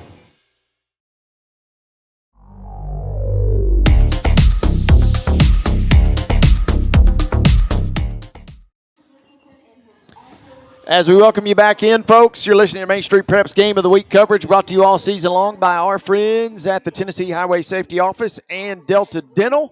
Halftime score, it is the visiting East Robertson Indians leading the host East Nashville Eagles 17-14. Winner-take-all region bout here tonight. And to help kind of break down what we saw in the first half, the man, the myth, the legend, the one and only Calvin White, who I just shook his hand, folks. He's been down on the sidelines. He can't hide it because his hands are as cold as ice. First of all, Calvin, thanks for joining us. Second of all, stay as long as you'd like and warm up a little bit because it is cool out there. Yeah, I might stay up here and hang out with you until halftime's over, and we got to get back down there on the field for what hopefully is going to be as good a game in the second half as it was in the first. Absolutely. And, breaking down that first half, East Nashville comes right down the field and scores. Dallas Covington on a short TD on the ground makes it 7-0. But East Robertson answers back, not only putting a touchdown up from their talented bruising back, Zach Groves, but then kind of wrestled momentum away and take a 10-7 lead before we see the team's trade scores down the stretch. East Nashville regain the lead, but then a second touchdown puts East Robertson back on top 17-14. From the sideline, I'm curious, what have you noticed, and kind of give us a feel of what it's like. Up here, it feels like a big fight night almost. Yeah, and both times East Robertson's been able to get a touchdown, they've strung together drives. They've strung together 6, 7, 8 play drives, and this drive right here before the half where Zach Groves scored his second touchdown. Quarterback Kason Young was able to find Chris Groves, down the sideline for a big play to move the Indians and get them into the red zone. And it feels like, once East Robertson kind of gets in a rhythm on offense, there's no stopping them. And even after East Nashville scored on that opening drive to go up 7-0, East Robertson's defense played really well for the rest of the half, I thought. And outside of that one big play, they gave up about an 80-yard touchdown from Dallas Covington and Cortez Murphy. I thought the East Robertson defense played really well. East Robertson's played well on both sides of the ball. East Nashville, for a moment, looked like they were stunned maybe after, they give up the game-tying score and then they see themselves fall behind. But we saw the big play capability of the Eagles, and in one fell swoop, a 80-yard pass play, about 65 of which was running. We see kind of the contrast of these teams, and to your point, East Robertson, they look content kind of being balanced and really churning out the yards, whereas East Nashville, a little bit more explosive, even though both teams are certainly capable of exploding. Yeah, and, that's kind of been East Robertson's MO all year. This game and the Kirkwood game about 4 or 5 weeks ago is the two toughest tests that East Robertson's had this whole year. And, the rest of the season, East Robertson's been able to have, 3-4 play drives, and they've been able to hit those home run plays to get on the board quick. And the Kirkwood game and this one especially, I think you see kind of that duality of their offense, that they're able to, hit those home run plays, but they're also able to kind of death by 1,000 cuts you on drives. And they've got two really good backs in Caleb McNeil and Zach Groves, and you've seen some of their receiving weapons the whole half. Cade Brooks is a near 1,000-yard receiver coming into this game. Chris Groves had the big catch down the sideline to set them up in the red zone for this last drive. They've just got weapons everywhere, and right now they're taking advantage of it. You mentioned Chris Groves. You mentioned the catch a couple times now. I got to ask you, first of all, were you down there in that vicinity? Because I don't know that I did it justice, just how amazing the throw and the catch were, as that really extended the drive that allowed East Robertson to score late. Yeah, he caught it right in front of me on the sideline, and, just from eyeballing it, he got, probably his knees up toward my head. Whew. And, he got up to catch it and held possession the whole way. I thought that, once, because the defender was right there, I thought once he kind of got to the ground, he might bobble a little bit, but he high pointed it and brought it down and stayed with it through the ground and set the Indians up for a score. As you mentioned a moment ago also, coming into the game, we talked about the balance that East Robertson possessed, or really almost 50-50, about 220 passing and about 205 on the ground. Is this an offense that they want 50-50, or if the game, in the second half, if it skews one direction, they're comfortable with that if it's necessary? I think they're comfortable beating you any way they can, and that's what's made them so dangerous all year. And head coach Chase Brooks told me, I think after the Kirkwood game, they came down and scored with about 6 seconds left to go ahead of Kirkwood and win that game. And he said the most dangerous thing in high school football is a dual threat quarterback, and you get exactly that with Kason Young.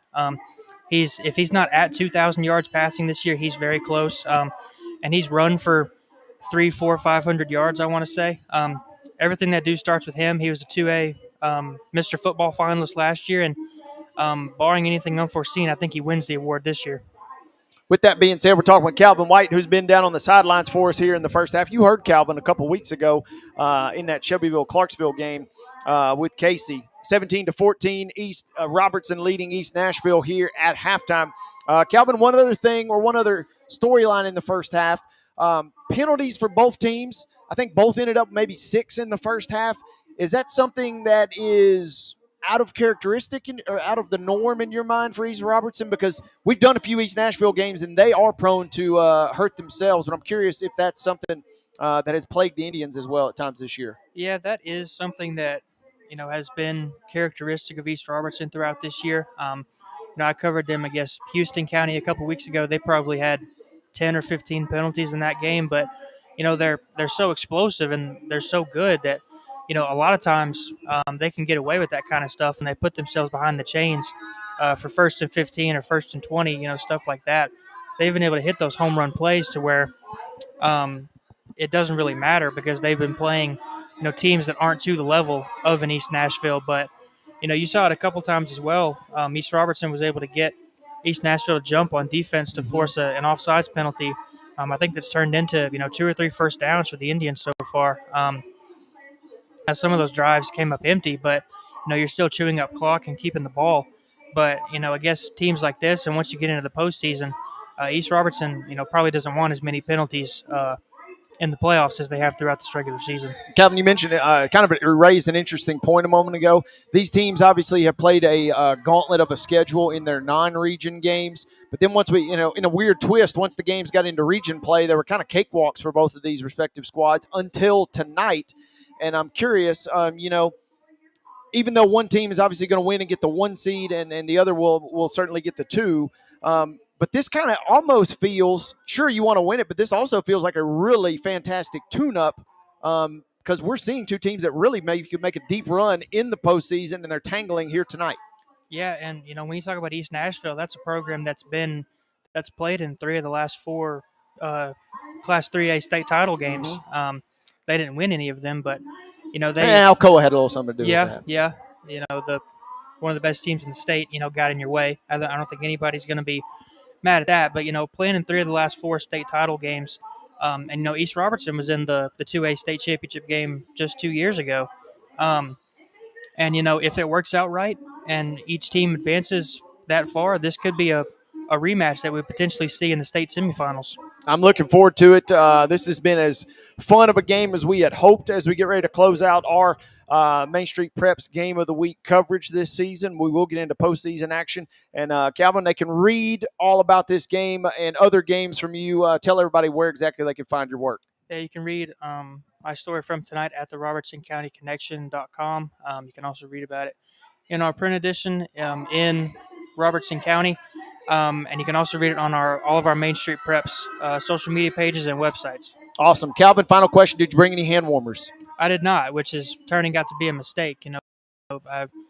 It got just cold enough last week to make me ready for basketball as much as I love the football playoffs. Well, if nothing else, it's a dress rehearsal for the playoffs for these teams. It's maybe a dress rehearsal for you in that sense. Now you can know what to pack accordingly as we head forward, right? Yeah, we're learning it, taking it week by week, looking at the weather before it starts. Luckily it's not cold and raining tonight. We just got the cold.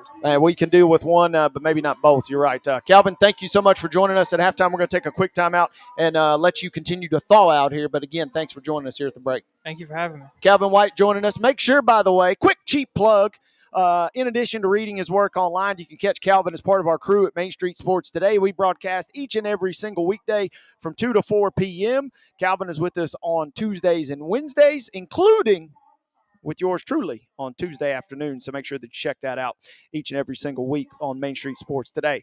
Again, folks, we're at the break. 17-14 is your score. East Robertson with the lead. Senior night festivities are being conducted right now for East Nashville, and the seniors for these hometown Eagles will look to rally, again, trailing by 3 here at the break. Second half coming your way right after this, but first, we'll swing it around the mid-state with some scores of interest on a big night of high school football here on Main Street Preps Game of the Week coverage. Back after this. Step into the Lionel retail store at Opry Mills, Nashville, and you'll be captivated by all the magic of the 123-year history of Lionel trains. Whether you're already a train enthusiast or just getting started, Lionel will energize your love for trains. NASCAR fan? Come check out your local Lionel station to learn all there is to know about model trains and die-cast NASCAR collectibles. Visit nashville.lionel.com or call 615-455-9399.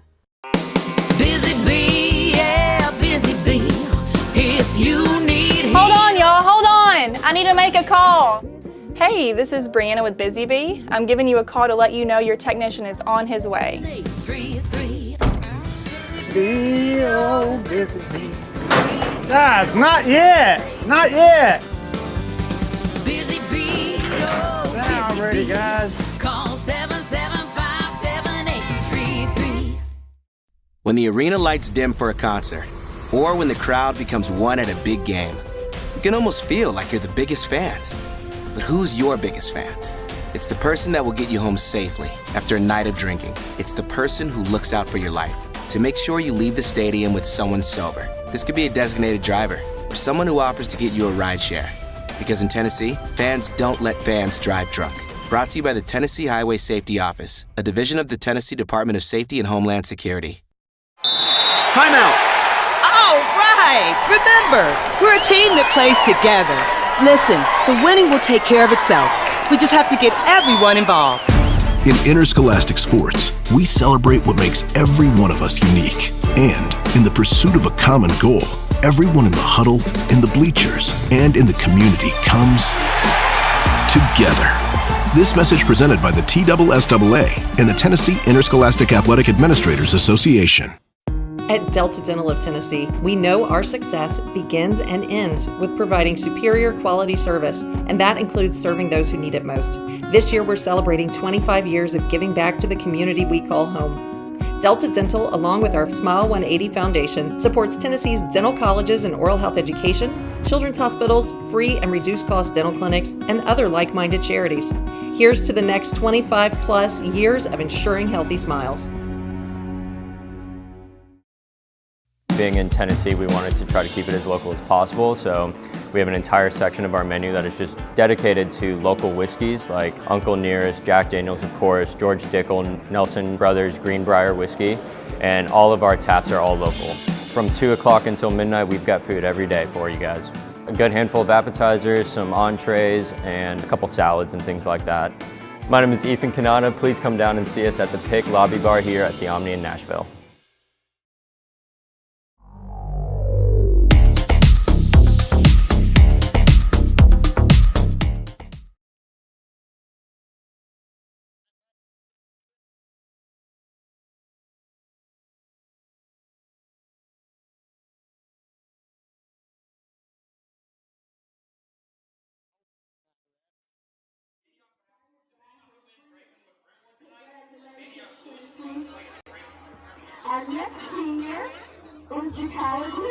Welcome back, folks. Senior Day festivities, Senior Night festivities still being conducted here. Once again, thanks to our good friend Calvin White for joining us at halftime. Robertson County Connection reporter. You can read his work online at the Robertson County Connection as well as MainStreetPreps.com. Busy night across the state of Tennessee. As we mentioned, a lot of teams are in action, and I had hoped to maybe get a few more scores across the state, but I'll give you the ones that we got here, including a big showdown. We mentioned tonight, the other game, I don't like to talk inside baseball too much here on this show, on this fine program, but the other game we were strongly considering was Waverly and Fairview, which is Region 6 AAA. Same setup there. Waverly is undefeated. Fairview is 7-2, but it's a winner-take-all matchup for the region championship tonight. And in Williamson County, it's Fairview and Waverly tied at 7. So a big matchup brewing there. Some other scores of interest. I mentioned some adjacent football there with Region 6 AAA. It is Sycamore, who trailed 6-0 to Cheatham County, but they lead that game 35-6 at halftime. And so those are ones that jumped right out to me that we have at our disposal. Now we go to the full scoreboard here, and we'll toggle this for mid-state only, but we see at halftime, it's Black Soap County is leading Monterey 33-7. Chattanooga Prep leading Brainerd 18-6. East Ridge, maybe I didn't toggle this all the way. East Ridge is leading Sequoia 34-6. Signal Mountain 9, Hickson nothing. That game's in the second quarter. A little closer to home. Oakland and Riverdale doing battle tonight, and host Oakland is trailing Riverdale 14-13. That game again at halftime. Siegel leading Laverne at the break 20-6. It's Smyrna 10, Stewart's Creek nothing.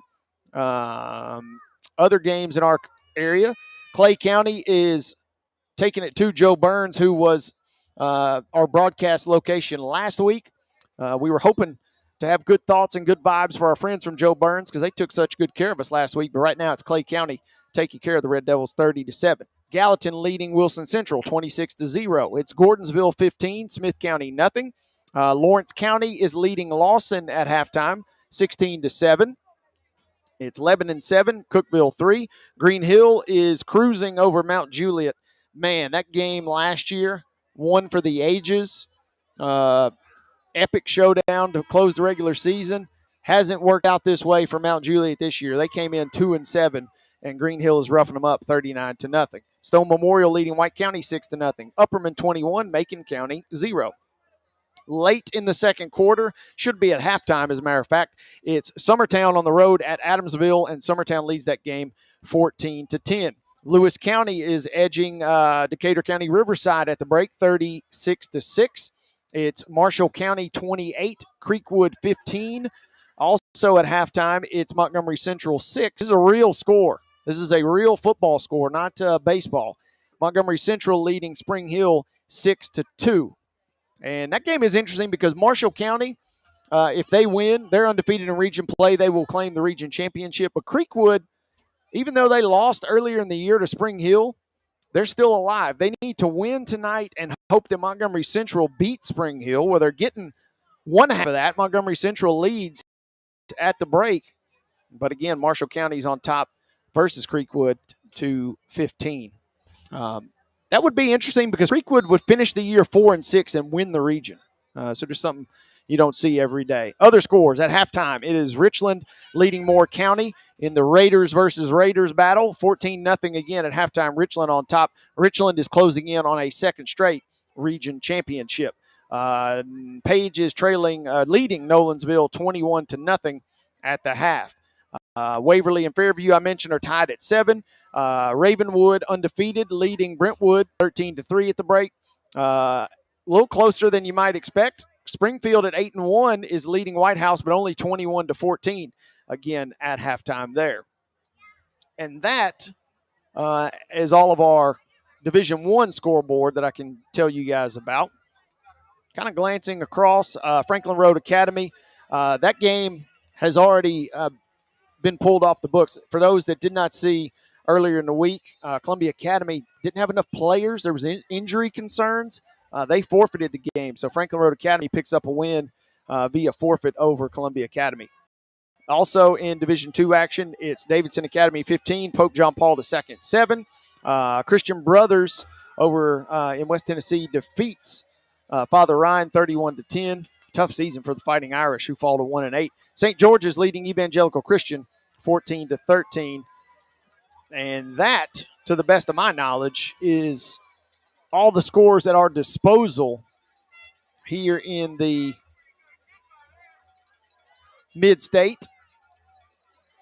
We will settle a lot of the playoff scenarios tonight. The rest will be settled tomorrow night. Calvin is heading up to a big showdown between Kirkwood and Henry County. Henry County's 5-3, but kind of like tonight, there's a couple of these instances, folks. 5-3 overall, Henry County. Kirkwood's 8-1, but both teams are undefeated in region play. Dixon County and Kenwood will also tangle tomorrow night. Other game that was on tap, and I didn't see a score just yet, was East Hickman hosting Houston County tonight. I'll see if I can get you guys some more scores before we get out of here. I bled all the way through the halftime show between Calvin and myself. We knocked it out. And that means the second half is ready to go. East Nashville will have to kick it away.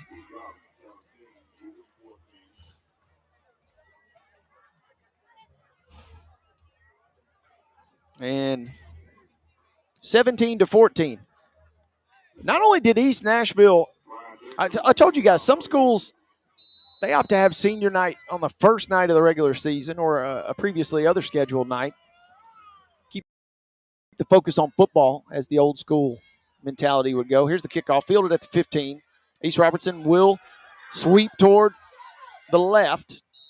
Good little return there for Xavion Groves, the senior speedster. But East Nashville not only celebrated senior night tonight, but they celebrated it at halftime. So the senior football players, pretty healthy senior class too, kind of hamstrung a little bit. Obviously want to enjoy that special senior night ceremony, but didn't get to spend a lot of time with their team and coaching staff and also even warming up there. 1st and 10 for East Robertson. Ball's right at the 30.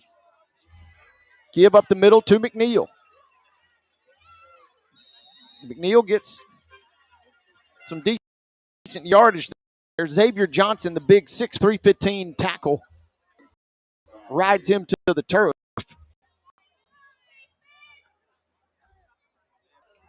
And to the tune of about 5 yards. Now to the 35. East Robertson trailed early.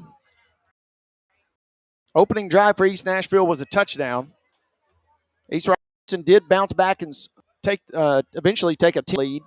And then East Nashville ended up retaking the lead. This pass is caught in that.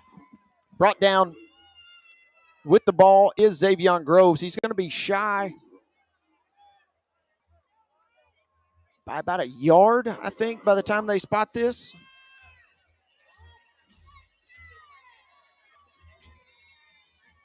Yeah.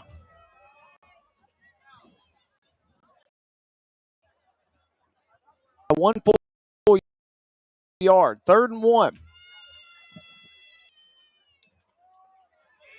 They turn. Hand off to McNeil. Full head of steam out of the backfield. Picks up the first down out to the 50. An 11-yard pickup. But there is a flag, and also McNeil is down at the end of this play. And it's a personal foul against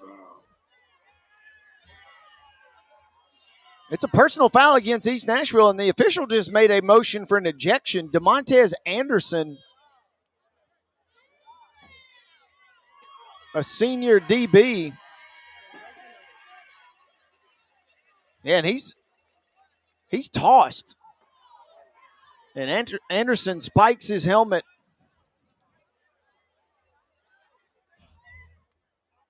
And he's having to be contained on the sideline here. Pushed over a couple Gatorade coolers. Meanwhile, McNeil is slowly walking off the field.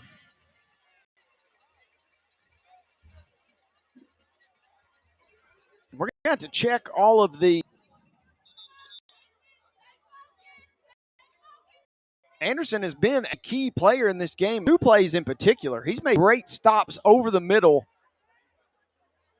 on those hot routes. And I don't recall a first personal foul against Anderson. So whatever happened was egregious enough that he was instantly tossed. It was an 11-yard pickup. The extra yardage puts it at the 35. Give up the middle to Groves. Groves showing off his wheels. The 6'4", 250-pound bruiser just gliding, running untouched virtually. Finally brought down at the 15. And East Robertson's quick to the line. And East Nashville's got to take a timeout. And East Robertson leading only by 3, but man, it feels like they got a lot of momentum right here. Trying to go wars for the first time tonight. This is a pivotal moment in this ball game here. We're going to find out in just a matter of moments if East Robertson can finish this drive. Anderson has been ejected from the game. That's bad enough. But also, we have had the personal foul that gave a free 15 yards. Harpeth is trailing Camden 20-0 at halftime. Harpeth with a win would have snuck into the playoffs, so that does not look as promising suddenly.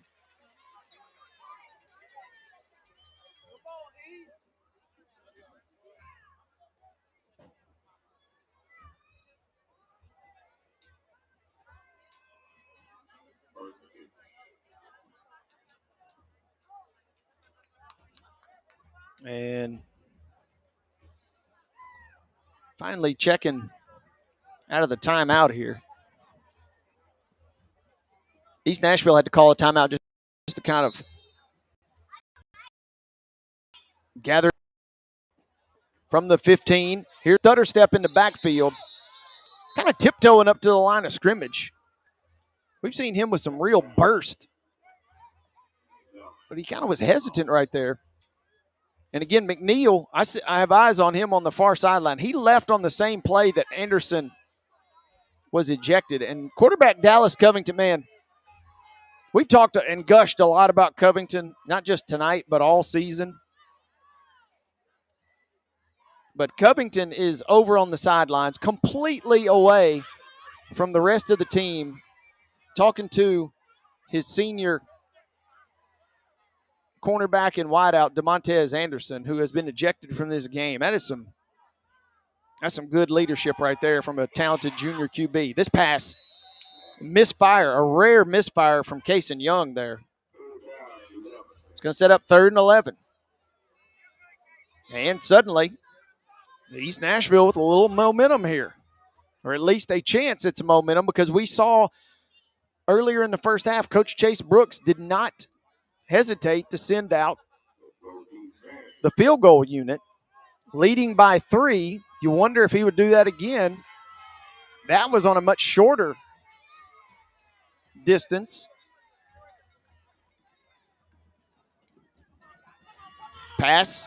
There's a screen. May not matter. Down to the 5. Still on his feet at the 4, the 3. Xavion Groves hauling it in. That is a back-breaking play. Wow. A wide receiver screen.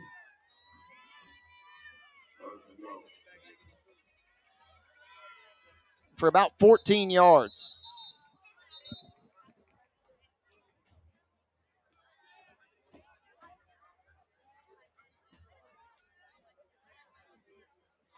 And 8:42.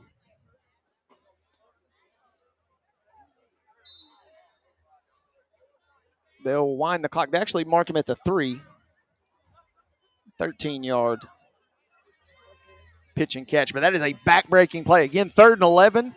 East Nashville gets a stop. You're looking at a long field goal or maybe getting off the field on 4th down. Now 1st and goal from the 3. Groves. They're going to hand it to him. Nifty move. He's sitting on 2 touchdowns tonight. Does he have 3? You bet. Big Zach Groves. 6'4", 250. And as Casey Patrick likes to say, you know, he takes our good friend and colleague Casey Patrick. We're thinking about you, brother. He sometimes takes a little umbrage with the heights and weights on these high school rosters. And in Casey fashion, I might disagree with the 6'4", but I am not going to dispute the 250. Groves power in the end zone is good. 24-14 is your news. But I promise you, this game is never. As long as East Nashville's offense has the ball or in a blink of an eye. And East Roberts, for the first time tonight, by double digits. It's 24-14 back in 30 seconds. Main Street Preps Game of the Week coverage brought to you all season long by the Tennessee Highway Safety Office. When the arena lights dim for a concert, or when the crowd becomes one at a big game, you can almost feel like you're the biggest fan. But who's your biggest fan? It's the person that will get you home safely after a night of drinking. It's the person who looks out for your life to make sure you leave the stadium with someone sober. This could be a designated driver or someone who offers to get you a ride share. Because in Tennessee, fans don't let fans drive drunk. Brought to you by the Tennessee Highway Safety Office, a division of the Tennessee Department of Safety and Homeland Security.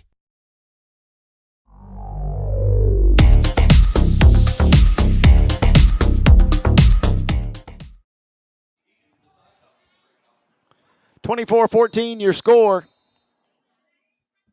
East Robertson, and they kick it hot. And the up man touched it for East Nashville. Oh, and luckily fell on. That ball was up for the grabs right there, as they say. And couldn't see who got the fingertips on it. It looked like maybe Jamad Dixon, the junior. East Robertson has just blasted the kick as hard as they can right at the up man. Again, keeping it out of the hands of the dangerous returners, but also you give a chance for something like that. Nearly got the turnover. It's kind of a sneaky onside kick attempt. The bad news is you give the ball to East Robertson at the 50. 8:11 left. We're in the third quarter. 24-14 is your new score. East Robertson leading by 2 possessions. Deep ball downfield. Oh, my. A gorgeous pitch and catch hauled in by Kenny Fuller.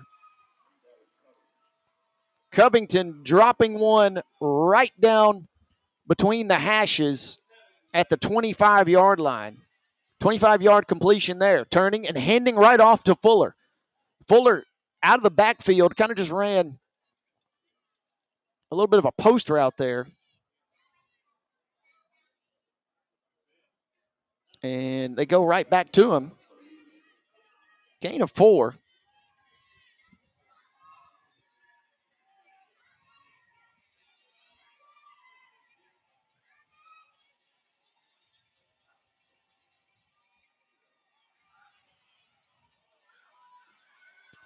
Completion downfield. There's the tight end again. We saw Rogeby make a couple grabs on the opening drive of the night. Both of those went for first downs. This one will be close. Needed 6, and he got about 5.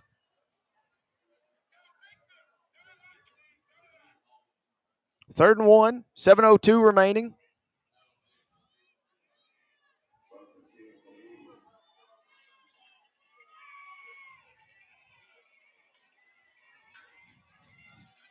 And they say now he has the first down. Thing at the 15 by my count. Fuller, oh, he's upended. Good tackle, flying up and putting a hat on the football there was Miles Cawthron. Cawthron, the linebacker, 5'8", 205 senior. And let's check the spot here. No gain on the play for Fuller. The ball is resting, at the 15.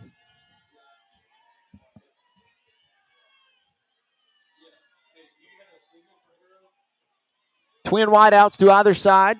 Covington is going to throw all the way toward the far sideline. Plenty of arm strength and wide open, but just dropped. That ball might have knuckled just a little bit, and for Ja'Shawn Taylor, he couldn't haul it in. Sets up 3rd and 10.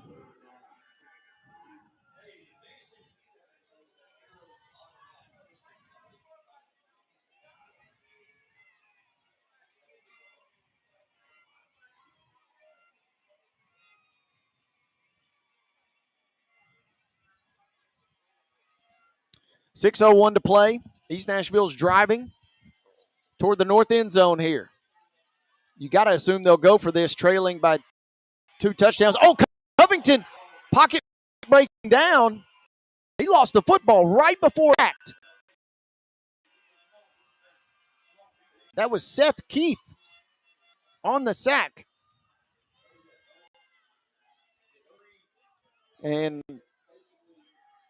if you thought maybe they would go for it instead of kicking a field goal a moment ago, they definitely will be now. The ball is all the way pushed to the 27-yard line.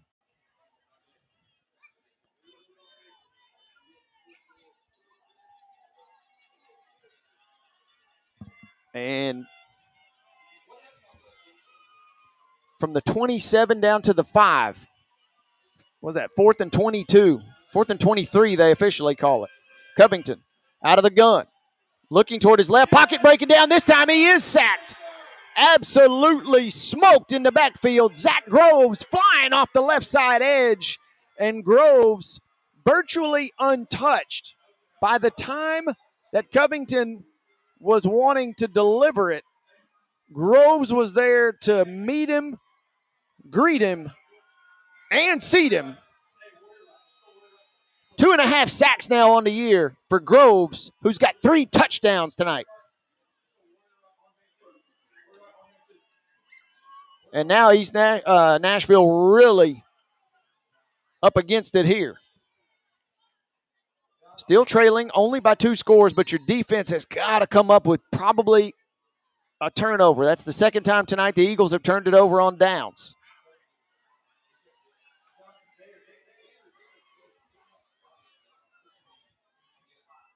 And I love this play call. Throwing it, going for the bundle, intended for Xavion Groves. It's a jump ball, though. It's a jump ball. And possession is supposed to go to the receiver, but they are still battling. It looks like an interception, and it is.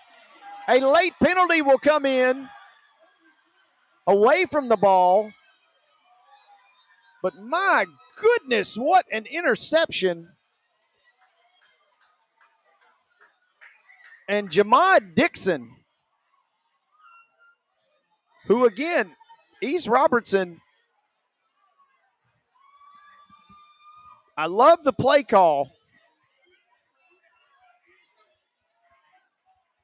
Just making sure I got all my bases covered here. Yeah. That is number 11, Jamad Dixon, 5'9", 175-pound DB. And you wonder, oh, man, I love to see this. You know, I hate the fact that DeMontez Anderson got that penalty, got ejected, kind of really made a little bit of a scene on the sidelines as he left.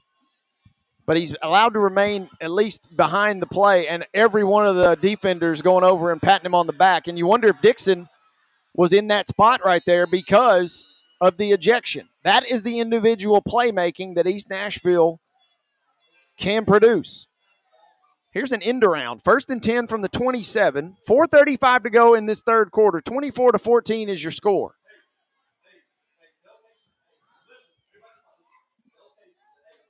And that's actually out to the 31.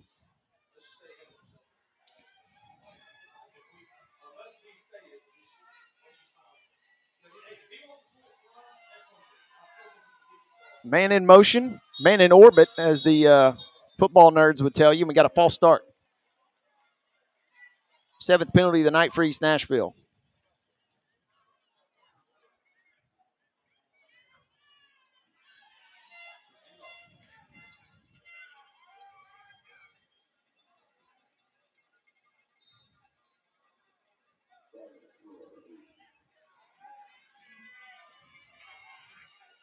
As we play on. And 2nd and 12. I don't know what has happened, but this defensive line for East Robertson has really started to wreak havoc here in the second half. They lose a yard on that play.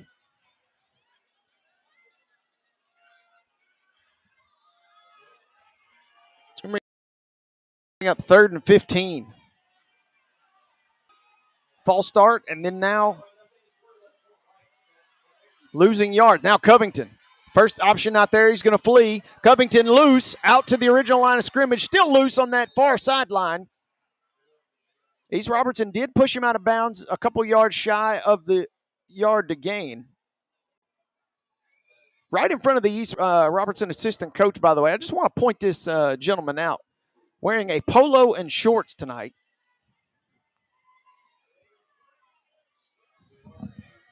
Temperature listed at 48 degrees. Football coach through and through there. 4th and 6. Covington ran for 9 right there.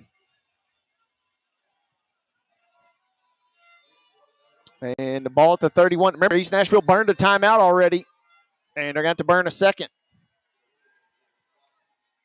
And we're going to take a timeout as well. 3:12 to go. Main Street Preps Game of the Week coverage. It's a great ball game, folks. East Robertson leading 24-14 when we come back.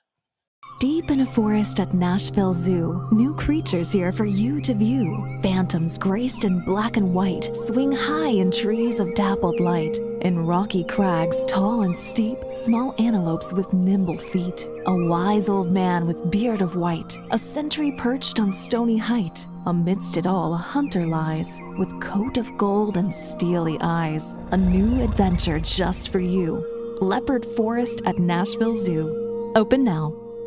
If you want the latest in weather conditions, be sure to tune in to our Busy Bee Plumbing weather report each weekday on Mornings on Main Street. Brought to you, of course, by Busy Bee Plumbing, Heating and Air Conditioning. We will keep you updated on the latest conditions outside, like severe weather, heat, snow,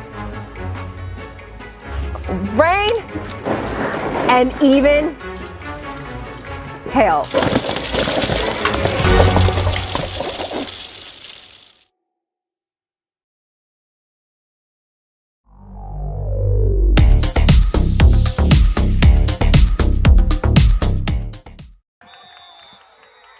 Man, out of the timeout, East Nashville elects to punt.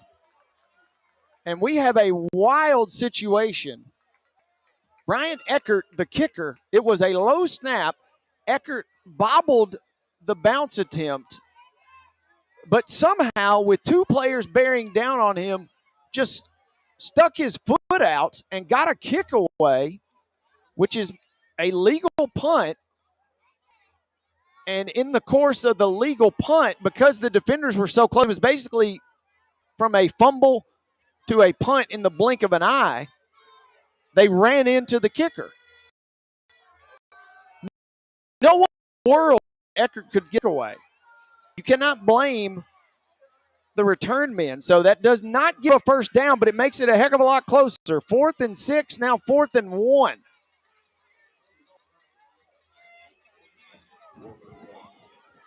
And East Robertson has got to batten down the hatches defensively now. East Nashville, I was stunned. Called the timeout and then still elected to punt. Give up the middle, 4th and 1. Stuffed. It won't matter. The defensive line has played its tail off, particularly in the second half, as Seth Atkins, you got the linebacker Seth Keith, but we've got defensive hog molly Seth Atkins.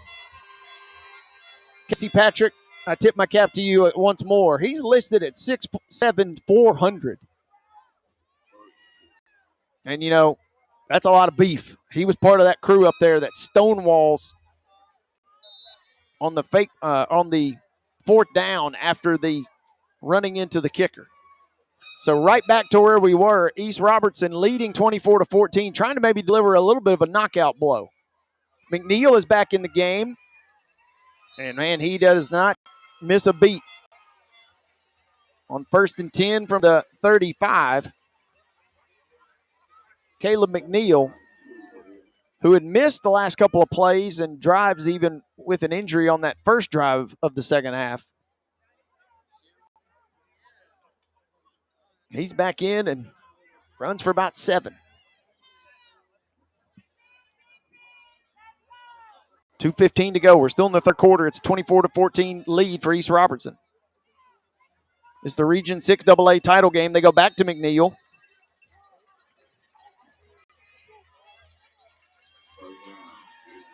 And this time he picks up the 4 yards he needed for the first.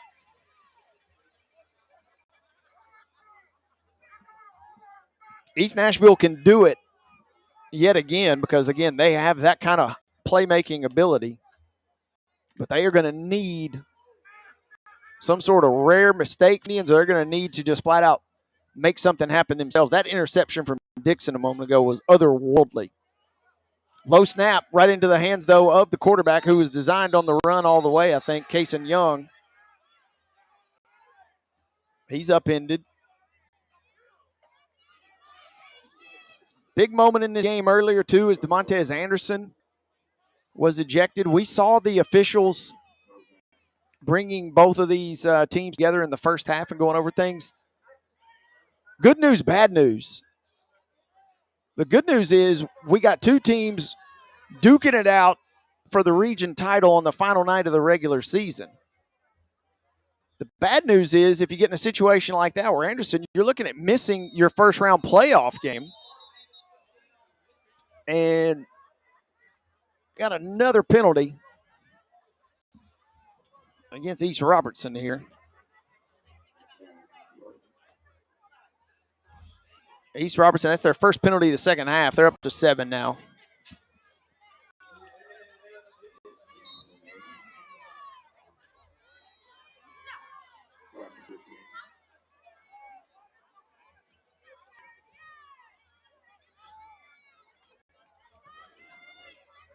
Kind of seeing the clock bleed here, too. East Robertson's got everything working in its favor. And they got the 5 right back. Jumping into the neutral zone. I love that, by the way. You give up 5 for free on the false start. You just go right back and call a hard count, get the offside. And again, it keeps the clock running. That was not really the ultimate goal, but it works perfectly because East Robertson is going to let the quarter bleed on out, and it'll be a 24-14 lead when we begin fourth quarter action. East Robertson with the ball and the lead, trying to maybe seal the deal and win the region championship on its final night. We're back after this. Fourth quarter action comes your way next here on Main Street Preps Radio, brought to you by the Tennessee Highway Safety Office and Delta Dental. Deep in a forest at Nashville Zoo, new creatures here for you to view. Phantoms graced in black and white swing high in trees of dappled light. In rocky crags, tall and steep, small antelopes with nimble feet. A wise old man with beard of white, a sentry perched on stony height. Amidst it all, a hunter lies, with coat of gold and steely eyes. A new adventure just for you. Leopard Forest at Nashville Zoo. Open now. If you want the latest in weather conditions, be sure to tune in to our Busy Bee Plumbing weather report each weekday on Mornings on Main Street. Brought to you, of course, by Busy Bee Plumbing, Heating and Air Conditioning. We will keep you updated on the latest conditions outside, like severe weather, heat, snow, rain, and even hail.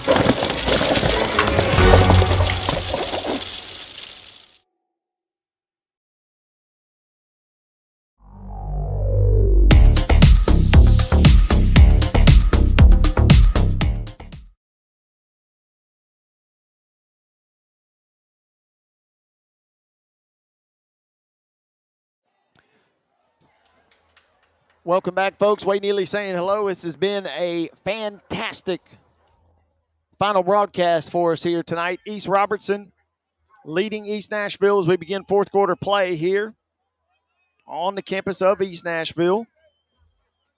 24-14. East Nashville led this game 7-0. Trailed 10-7, but then they bounced back and took a 14-10 lead.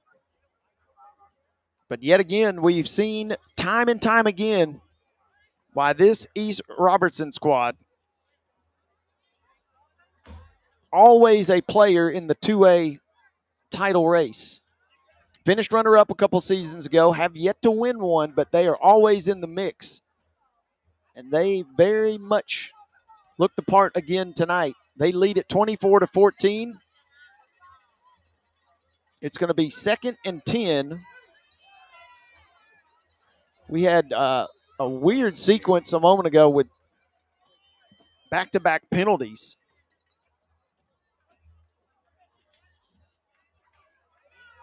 But more important than the yardage, what that did was that allowed East Robertson, again, whether they meant to do it or not, it bled really about a minute and a half of game clock. And again, East Nashville is desperately seeking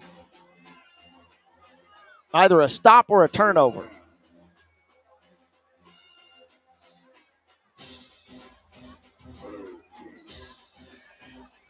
East Robertson will make a change here. They swap out a tight end for a wideout. McNeil's in the game as well. But Lane Bruce, junior wideout, checks in as the far receiver. Bruce and Groves are split left. And they're going to roll to left. And before the play,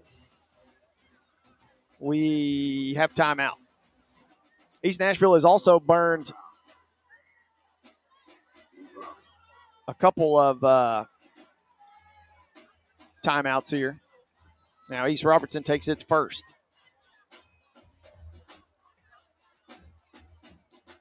More on this as the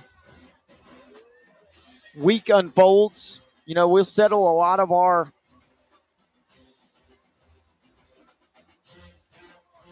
playoff scenarios tonight. But for those that have not kept tabs on the, if it sounds like I'm multitasking, you're correct. There we go. Playoff format looks a little different this year, folks. If you are the 1 seed or the 4 seed, you kind of remain in your traditional playoff pod, we'll call it. But if you're the 2 or the 3, you transition. You go to a different pod, and more on what that might look like for these teams in a moment. Out of the timeout, 3rd and 10. Same formation, and they send man in motion, and then toss it back to the right, and just brought down. Didn't get enough or didn't stop him for the first down, but Cason Reed did save a touchdown. East Robertson down to the 5. First and goal from the 5. And that pass was complete to Chris Groves, who had that sick grab at the end of the first half. And here's McNeil in, bruising in for the score. 4 rushing touchdowns tonight for East Robertson. 3 of them from the big fella, Zach Groves. And McNeil says, hey, let me tote the rock down near the goal line. And East Robertson extends its lead 30-14 here with 10:34 to play in the fourth quarter.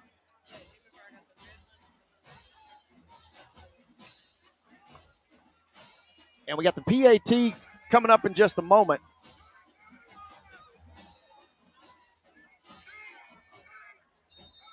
And I mentioned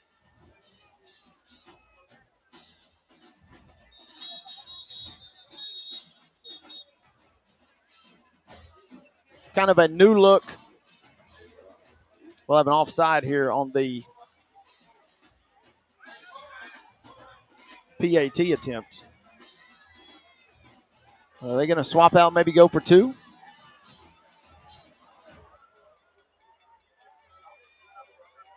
It's a 16-point lead.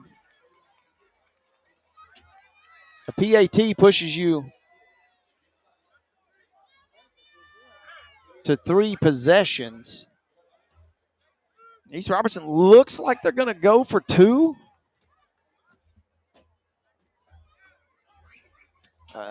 You know, I know you're closer on the PAT here. But if you don't get this, I mean, it's not a done deal, even up 17, with especially as explosive as East Nashville's offense is. But if you don't get this, makes it still keeps it a 2-possession game. But they do sub in a lot of beef here. Maybe get the sense of trying something that they don't normally run. And they do kind of change it up a little bit. They run Zach Groves, the bruiser. Been pounding it up the middle all night. This time they show him off on a stretch play to the right, and Groves goes in to make it 32-14. And East Robertson extending that lead here.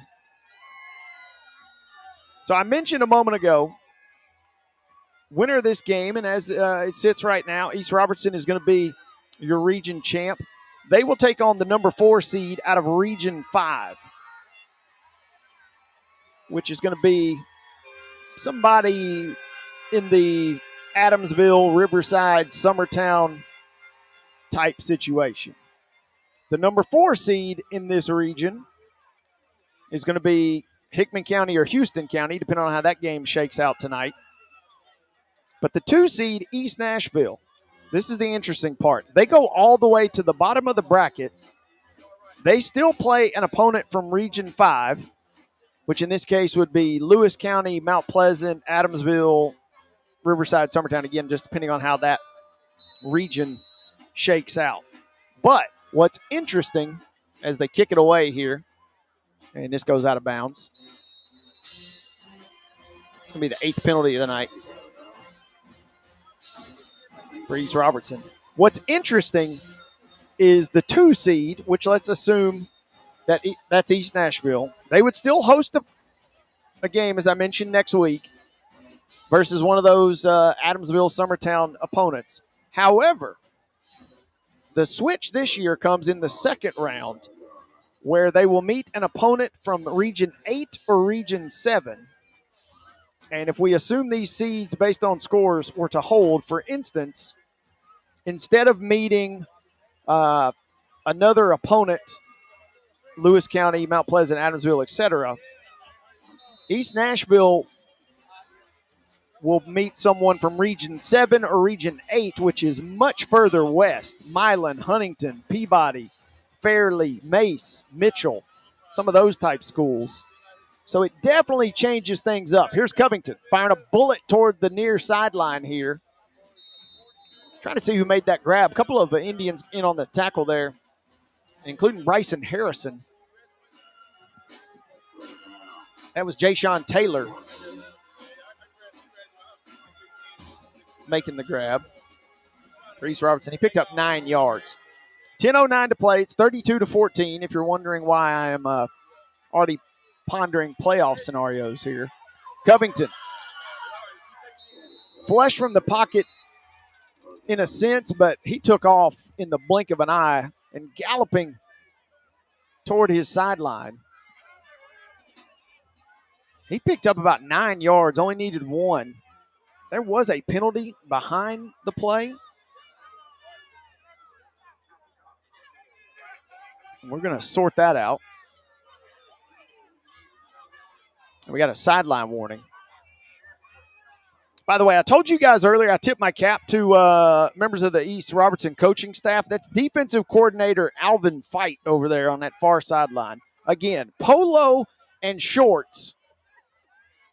Bit of a psycho move, but also kind of tracks with the defensive coordinator. Coach Fight on a chilly late October evening, braving the elements here. East Nashville's out across midfield, though. That run for Covington. Here's another pass. Hauled in. All of a sudden, you assume that pass is brought in by Damian Elder.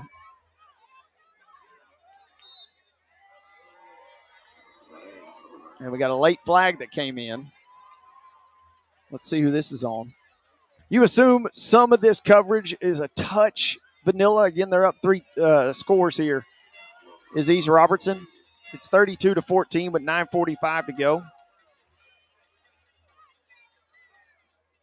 But having said that,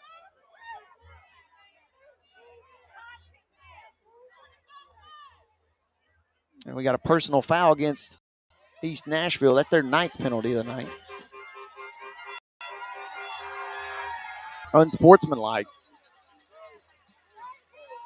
And I feel bad for the chain crew on the far sideline there.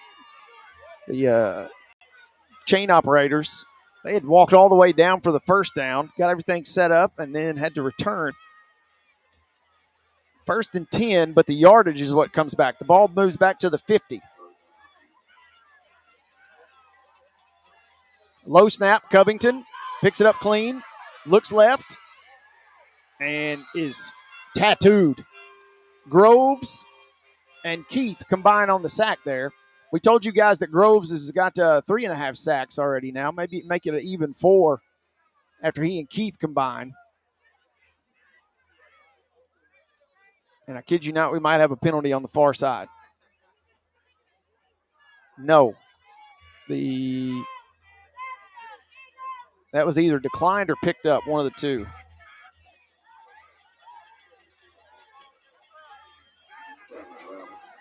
Covington's big playability has only been showcased really once tonight. They're going to need to uncork something big here. And he steps up in the pocket. Maybe this is it. Out across the 40, making a couple of defenders miss. He's finally tripped up at around the 31-yard line. Good job by Lane Bruce, the junior DB, to save a touchdown. In the first half, Covington, and rightfully so, the kid's got an absolute missile attached to his right shoulder.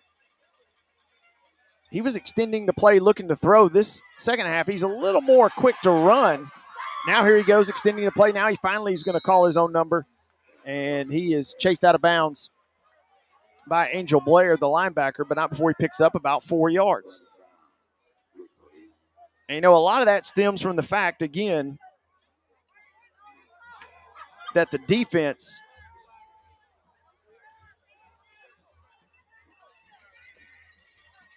for East Robertson, particularly up front. East Nashville's got a solid offensive line, but East Robertson's hog mollies have held it down. Covington looking deep, now going to have to settle for a short route. Finds Taylor. And we're at the point, 32-14, East Robertson leads. Every play that doesn't end up in a touchdown is a win for the East Robertson defense, but we're also at a point where the tempers continue to kind of flare, and we're seeing penalties. It's also cold, hard-fought contest.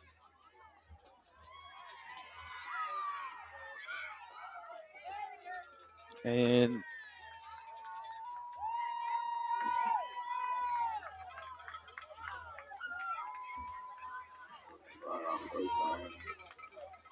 a face mask.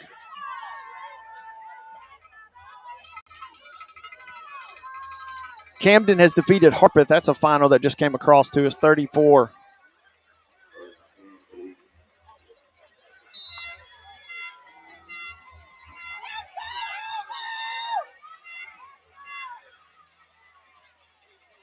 To nothing, as we got a lot of things going on here. And this game is kind of teetering toward being over, but East Nashville's kind of still fighting. And now we got a late penalty. And unsportsmanlike against East Robertson. And I'm telling you, folks, we're in a dangerous spot here. Both of these teams are talented enough that one player being absent next week may not cost you a game, especially playing at home. But you got to be really careful because an ejection here and missing a playoff, anything can happen.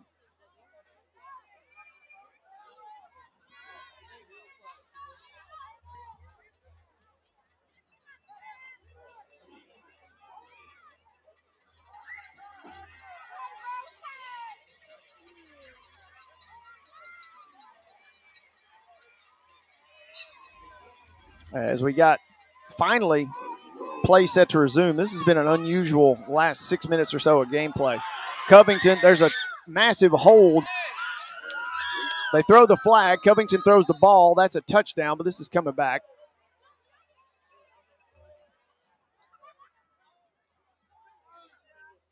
And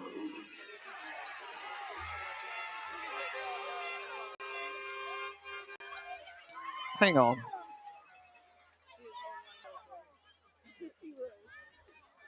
Sounded as if our public address announcer got backwards. Yeah, holding on the offense. It sounded like he said holding on the defense. Would have been wishful thinking.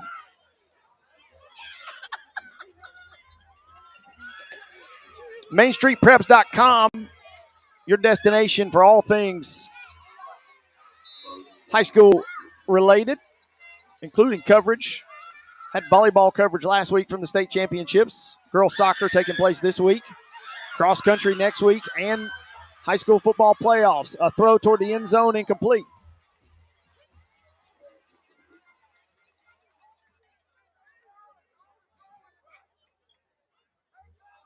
Richland defeats Moore County tonight 36-0. Congrats to Coach Nick Patterson. The Richland Raiders have won the region for a second straight year. Had to go back to the late 80s for Richland's last region title until they won it last year. Now 2 in a row. And they are the 1 seed, and will be interesting to see how they progress. You can read coverage of the Richland Raiders. As if you're wondering why I'm killing time, we're still sorting out penalties here. In next week's edition of the Pulaski Citizen, our colleague and friend Mark Mize serving as your Richland correspondent all season long. Mount Pleasant defeating Loretto tonight, 37-7.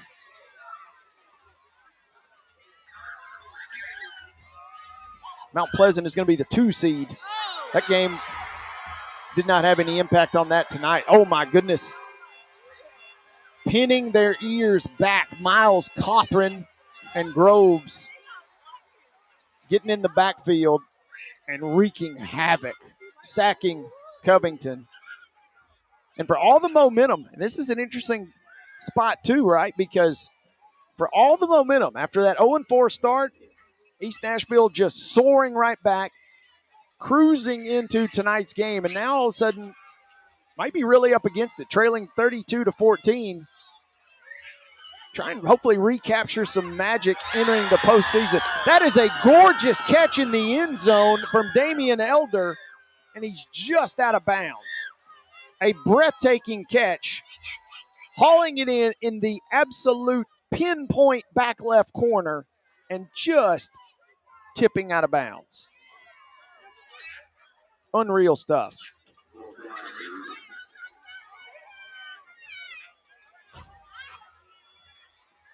Waverly leading Fairview 21-7. That game is entering the fourth quarter, I've been told.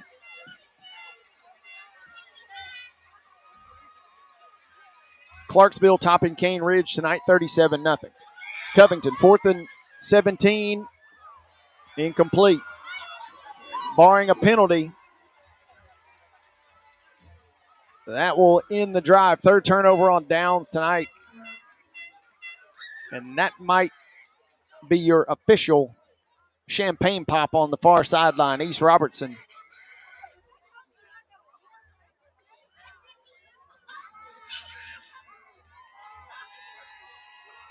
East Robertson under Chase Brooks, we mentioned, 43-6. They've only lost 2 region games.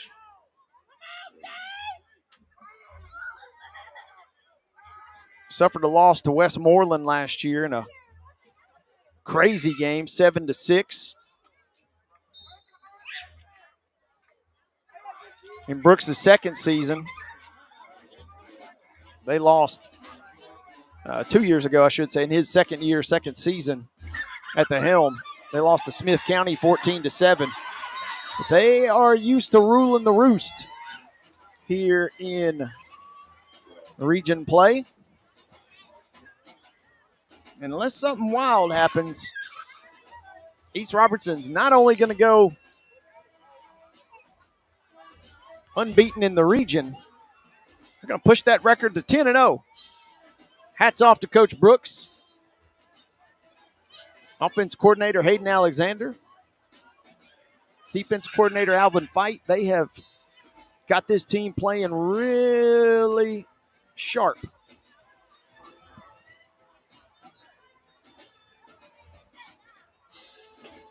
Indians made the championship game I mentioned in 23. Lost to Decatur County Riverside in a slobber knocker, 13-7. They might have the goods to win it all this year, folks. Handoff out of the backfield. Lane Bruce, who's had some great plays defensively, has a huge carry.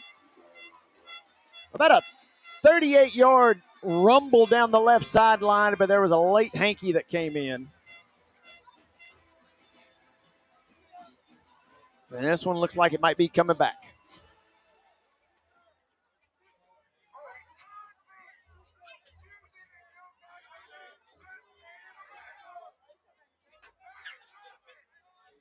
And a hold indeed signaled against East Robertson.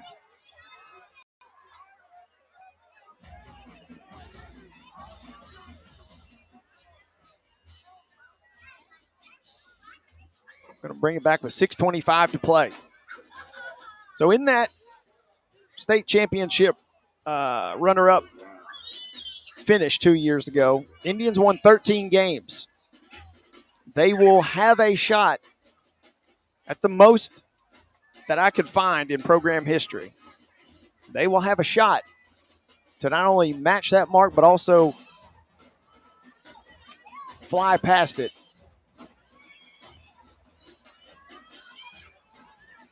Toss out of the backfield. A little bit of a pop pass almost. Got a big tackle at the end of this play. Victor Rogby, the tight end. He's played a good game. He comes in and kind of throws a little extra dash of pepper at the end of that throw, or at the end of that reception, but no flag. Cade Brooks is thinking, I wish you would have thrown the flag or at least blown the whistle. The officials kind of slow to signal forward progress there. On the flip side, folks, in this 32-14 game, again, East Nashville moving down to 2A football. And I kind of gave you guys the rundown. And what this also means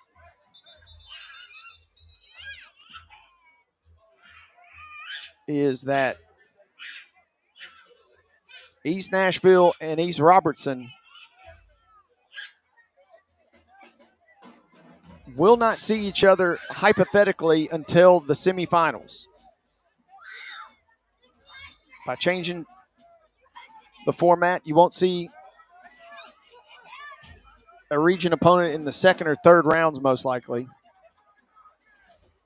But in round 4, all bets are off. And with this win tonight, a playoff rematch would be in Cross Plains on Thanksgiving weekend. Give out of the backfield to Brooks. 5 minutes exactly remain here in the fourth quarter. It's 32-14. And again, East Nashville will be at home to open up the playoffs next week.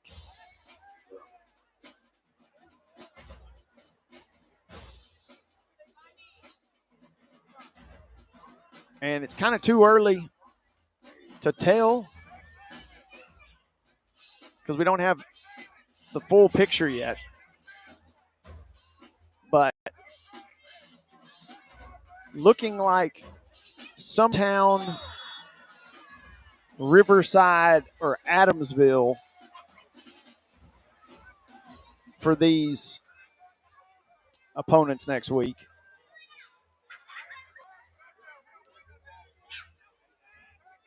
And then after that, all bets are off.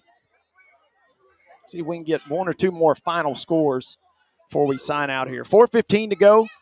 This was a heck of a first half as East Robertson scored just before the break, tacked on more points to begin the second half. They opened up a 24-14 lead, and it felt like once they led 17-14 at the break, but it felt like once they went up 24-14, the air kind of went out of all of East Nashville's sails. 3:43 to go. Still got the starting offense out there for East Robertson. A Couple of other finals. Gordonsville remains unbeaten, finishing 10-0 with a 29-7 win versus Smith County. Clay County knocks off Joe Burns 46-21. Gallatin defeats Wilson Central 33-0. Cookville topping Lebanon tonight. That's a big result. 24-7 was your final score in Lebanon. Going on the road, getting a win in Wilson County are the Cavs there. Green Hill has knocked off Mount Juliet 39-13. Summertown falls. They led earlier, and we gave you guys a halftime score update. Adamsville comes back and defeats Summertown 17-14. Clarksville knocks off Cane Ridge 37-0. Lewis County cruises 42-13 versus Decatur County Riverside. Marshall County is going to win tonight. They lead Creekwood 41-15 in the fourth quarter. Spring Hill has roared back. Remember, they trailed 6-2 earlier. They lead at 28-6 now versus Montgomery Central. Antioch defeats Rossview on the road 12-0. Calvin White, our correspondent for Main Street, Clarksville, and the Robertson County Connection, spoke with him at halftime. He told us Andre Adams, electric, Mr. Football candidate for the Bears, was in concussion protocol. Hopefully get him back as soon as possible. But they still win that one on the road tonight to go to 9-1. 12-0 was your final up at Rossview.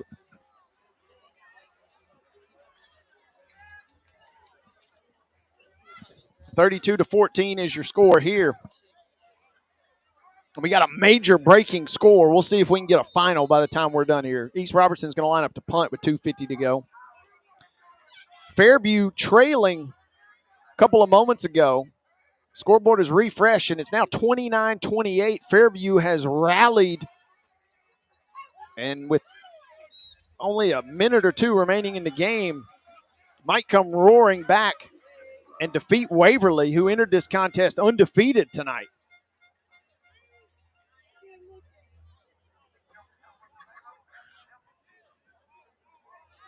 And it's likely, that Fairview, unless something crazy happens, is going to escape with that victory. Told you, that was one that we had our eyes on. We can't be in two places at one time, but if we could, that would be a good one we probably would have picked for tonight. Head coach Chris Austin, one of our favorites here at Main Street Preps. Hats off to his bunch. East Hickman improves to 4-5 tonight with a 26-6 win over Houston County. East Hickman wasn't even in the playoffs last week, and now they're up to the 3 seed. Back-to-back wins for the Eagles. Here's the throw downfield. Covington completes to Ja'Shawn Taylor out to the 40. East Nashville trails 32-14. The celebration has largely begun on the East Robertson sideline, but they also know they got much bigger goals than this region championship. This is kind of just the first piece of the puzzle. Greenbrier knocks off West Creek tonight 30-13. Good Pasture blanks Hunters Lane 56-0. Per Cone 42, Liberty Creek 10. A few more scores here before we close. BGA knocks off Grace Christian Franklin tonight 35-0. Good little mid-state D2 matchup there.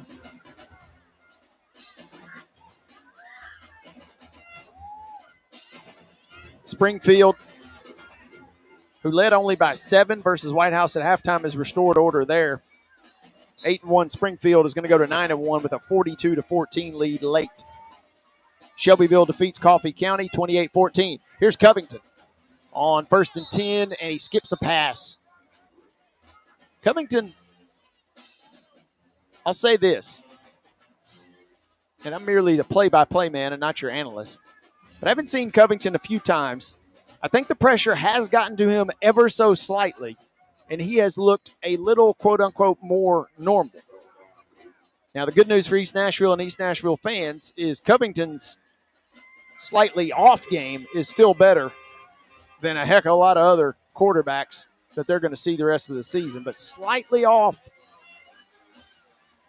a little bit tonight. This pass in the flat, incomplete, and the body language from Covington. We got 2:19 to go. I think everybody's just ready to get out of here.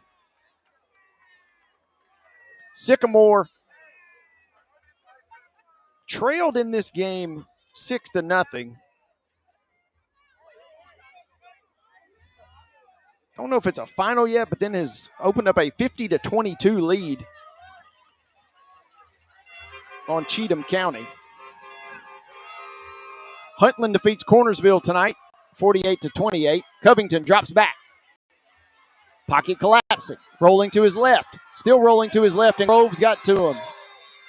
This kid is unreal. 6'4", 250. Zach Groves did not relent.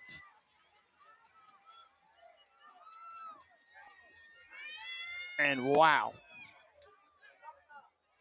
The UT commit showing you why he is one of the best in the Volunteer State.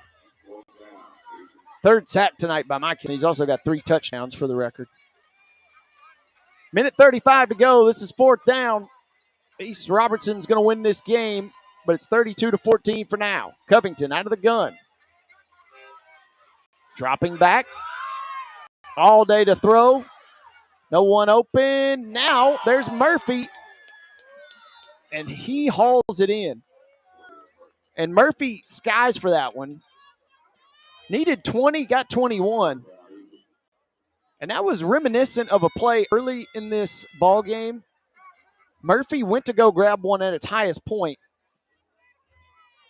and he got dinged up by McNeil and did not hang on to the ball. This time, however, he takes just as much contact and comes down with it. Good to see that. Dump pass, caught by Fuller.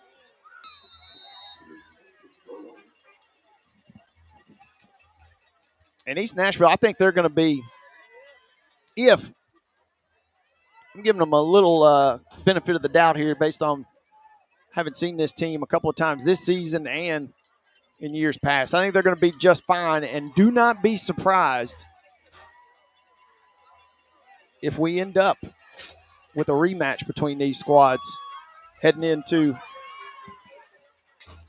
the state semifinals. Pass downfield, that one is knocked away. We told you guys, Hayden Alexander, offensive coordinator for the Indians. We got the folks at East Nashville, we say this every week, but every week we only say it because we mean it. All 11 now of our Main Street Preps Game of the Week broadcasts, the staff, the coaches, the fans, everybody has been so amazing, so gracious, so hospitable that you wonder, could it get any better? And yet again, we see it delivered as the folks at East Nashville here go above and beyond, gracious enough to accommodate us here tonight. Gorgeous inside press box, although I don't know if our good friend and MTSU play-by-play man Chip Walters is tuned in. But Chip spoke to us a few weeks ago on Main Street Sports Today. He said he was tired of being a hero, didn't want to be a hero in terms of opening the windows and the elements. Just want the record to show. I'm not trying to be a hero, but it was tolerable enough. I opened up the windows tonight, but we were inside for the majority of this broadcast. But we had the space to ourselves, and we were also inhabited by offensive coordinator Hayden Alexander. Had fun talking with him before, during, and after most of this game. Covington will throw it toward the end zone one last time here. That pass is caught by Elder. My goodness. Elder takes his helmet off. That'll be a penalty, which ruins an outstanding touchdown. He caught one in the end zone a couple of moments ago and just missed a toe tap by a whisker. But that time, taps him down, gets the touchdown, and then unfortunately ruins it by immediately taking off his helmet for the personal foul. And East Robertson's kind of chuckling, pointing at the scoreboard. There's 10 seconds left in the game.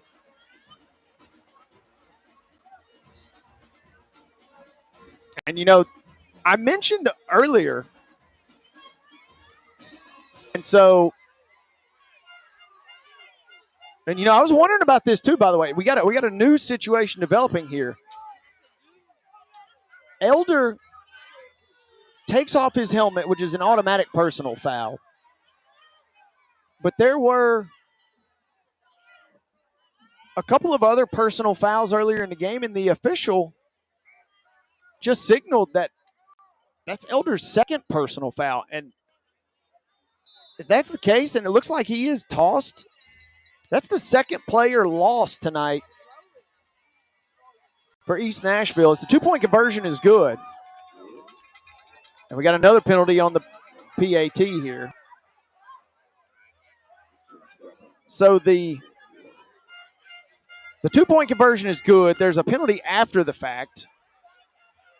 And if Elder is tossed, that means that DeMontez Anderson and Damian Elder are both going to be bounced. And again, they should still easily have the goods to beat virtually any opponent thrown at them next week. But in a one-and-done scenario, you want your guys available. And the officials are discussing here because there was a penalty, obviously, on Elder.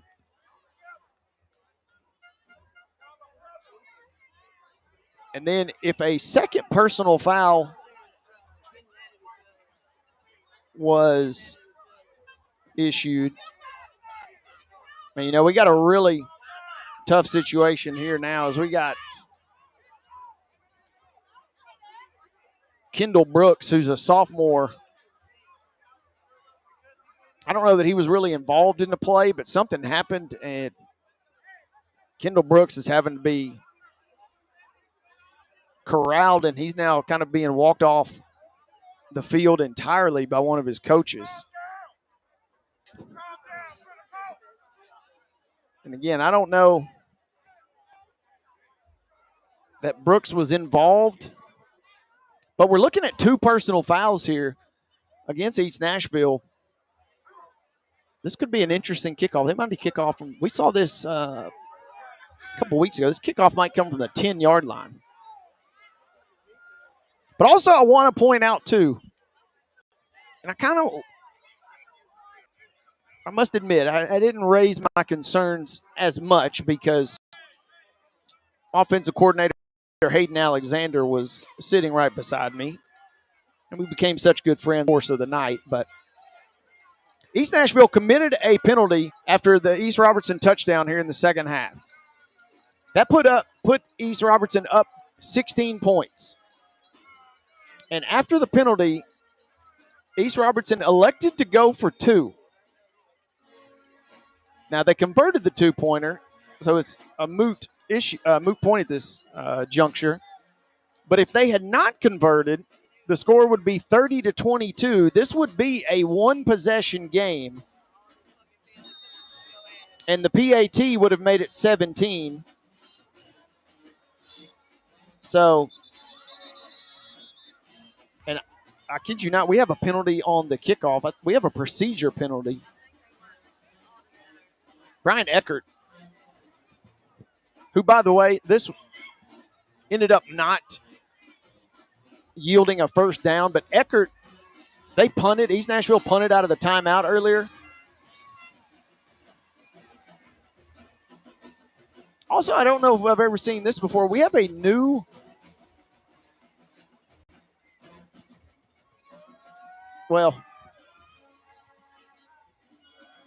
I've lost sight of the officials. The quote-unquote white hat, the main official, I do not see out on the field anymore. We just had another official signal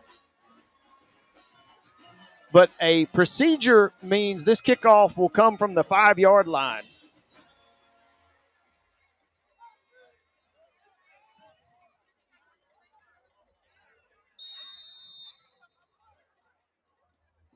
I would have liked, East Robertson will pick it up, take a knee.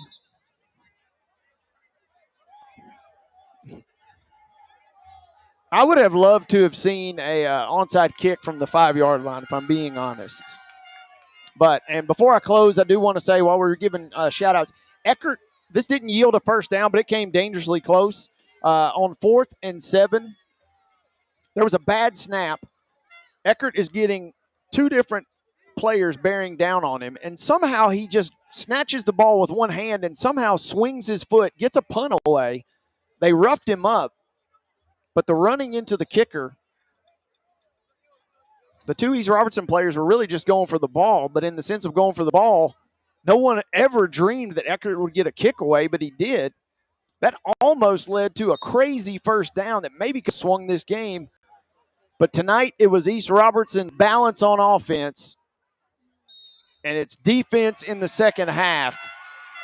The Indians will snap it and take a knee. A backflip toward the end zone from Cade Brooks to signal a 32-22 victory.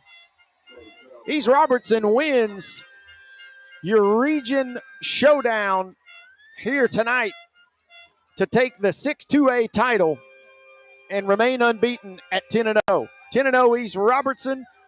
East Nashville falls to 4-5. East Nashville 3-1 in region play. They will be your region runner-up.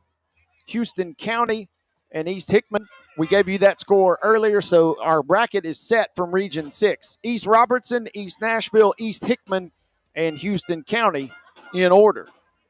But tonight, fantastic effort from both teams. And again, it was 17-14 at halftime. But Zach Groves, 3 touchdowns on the ground. He had at least 2 full sacks, maybe 3.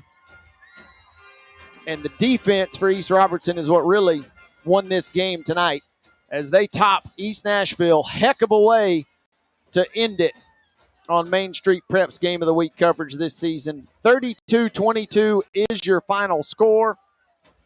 And we now turn our attention toward the postseason.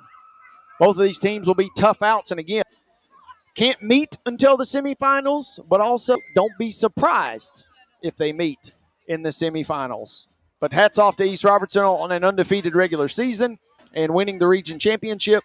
And thank you to all of our friends and staff here at East Nashville for hosting us and for being so gracious yet again. We look forward to all of the postseason action that you guys can handle. And you can find it each and every single week at MainStreetPreps.com, as well as your local respective Main Street Media newspaper. It's been an honor and a privilege to bring you guys Game of the Week coverage this season, but we could not do it without our friends and colleagues. Thank you tonight to Calvin White from the Robertson County Connection, and also part of our staff at Main Street Sports Today, which you can catch online weekdays 2 to 4 with yours truly, Maurice Patton, Calvin, and David Wilson. We also send a salute to our good friend and colleague, Casey Patrick. Casey, we're thinking about you, brother. We hope you make a safe and speedy recovery just as soon as you are ready and just as soon as you can. But Casey was with us as our analyst virtually all season long until these last couple of weeks.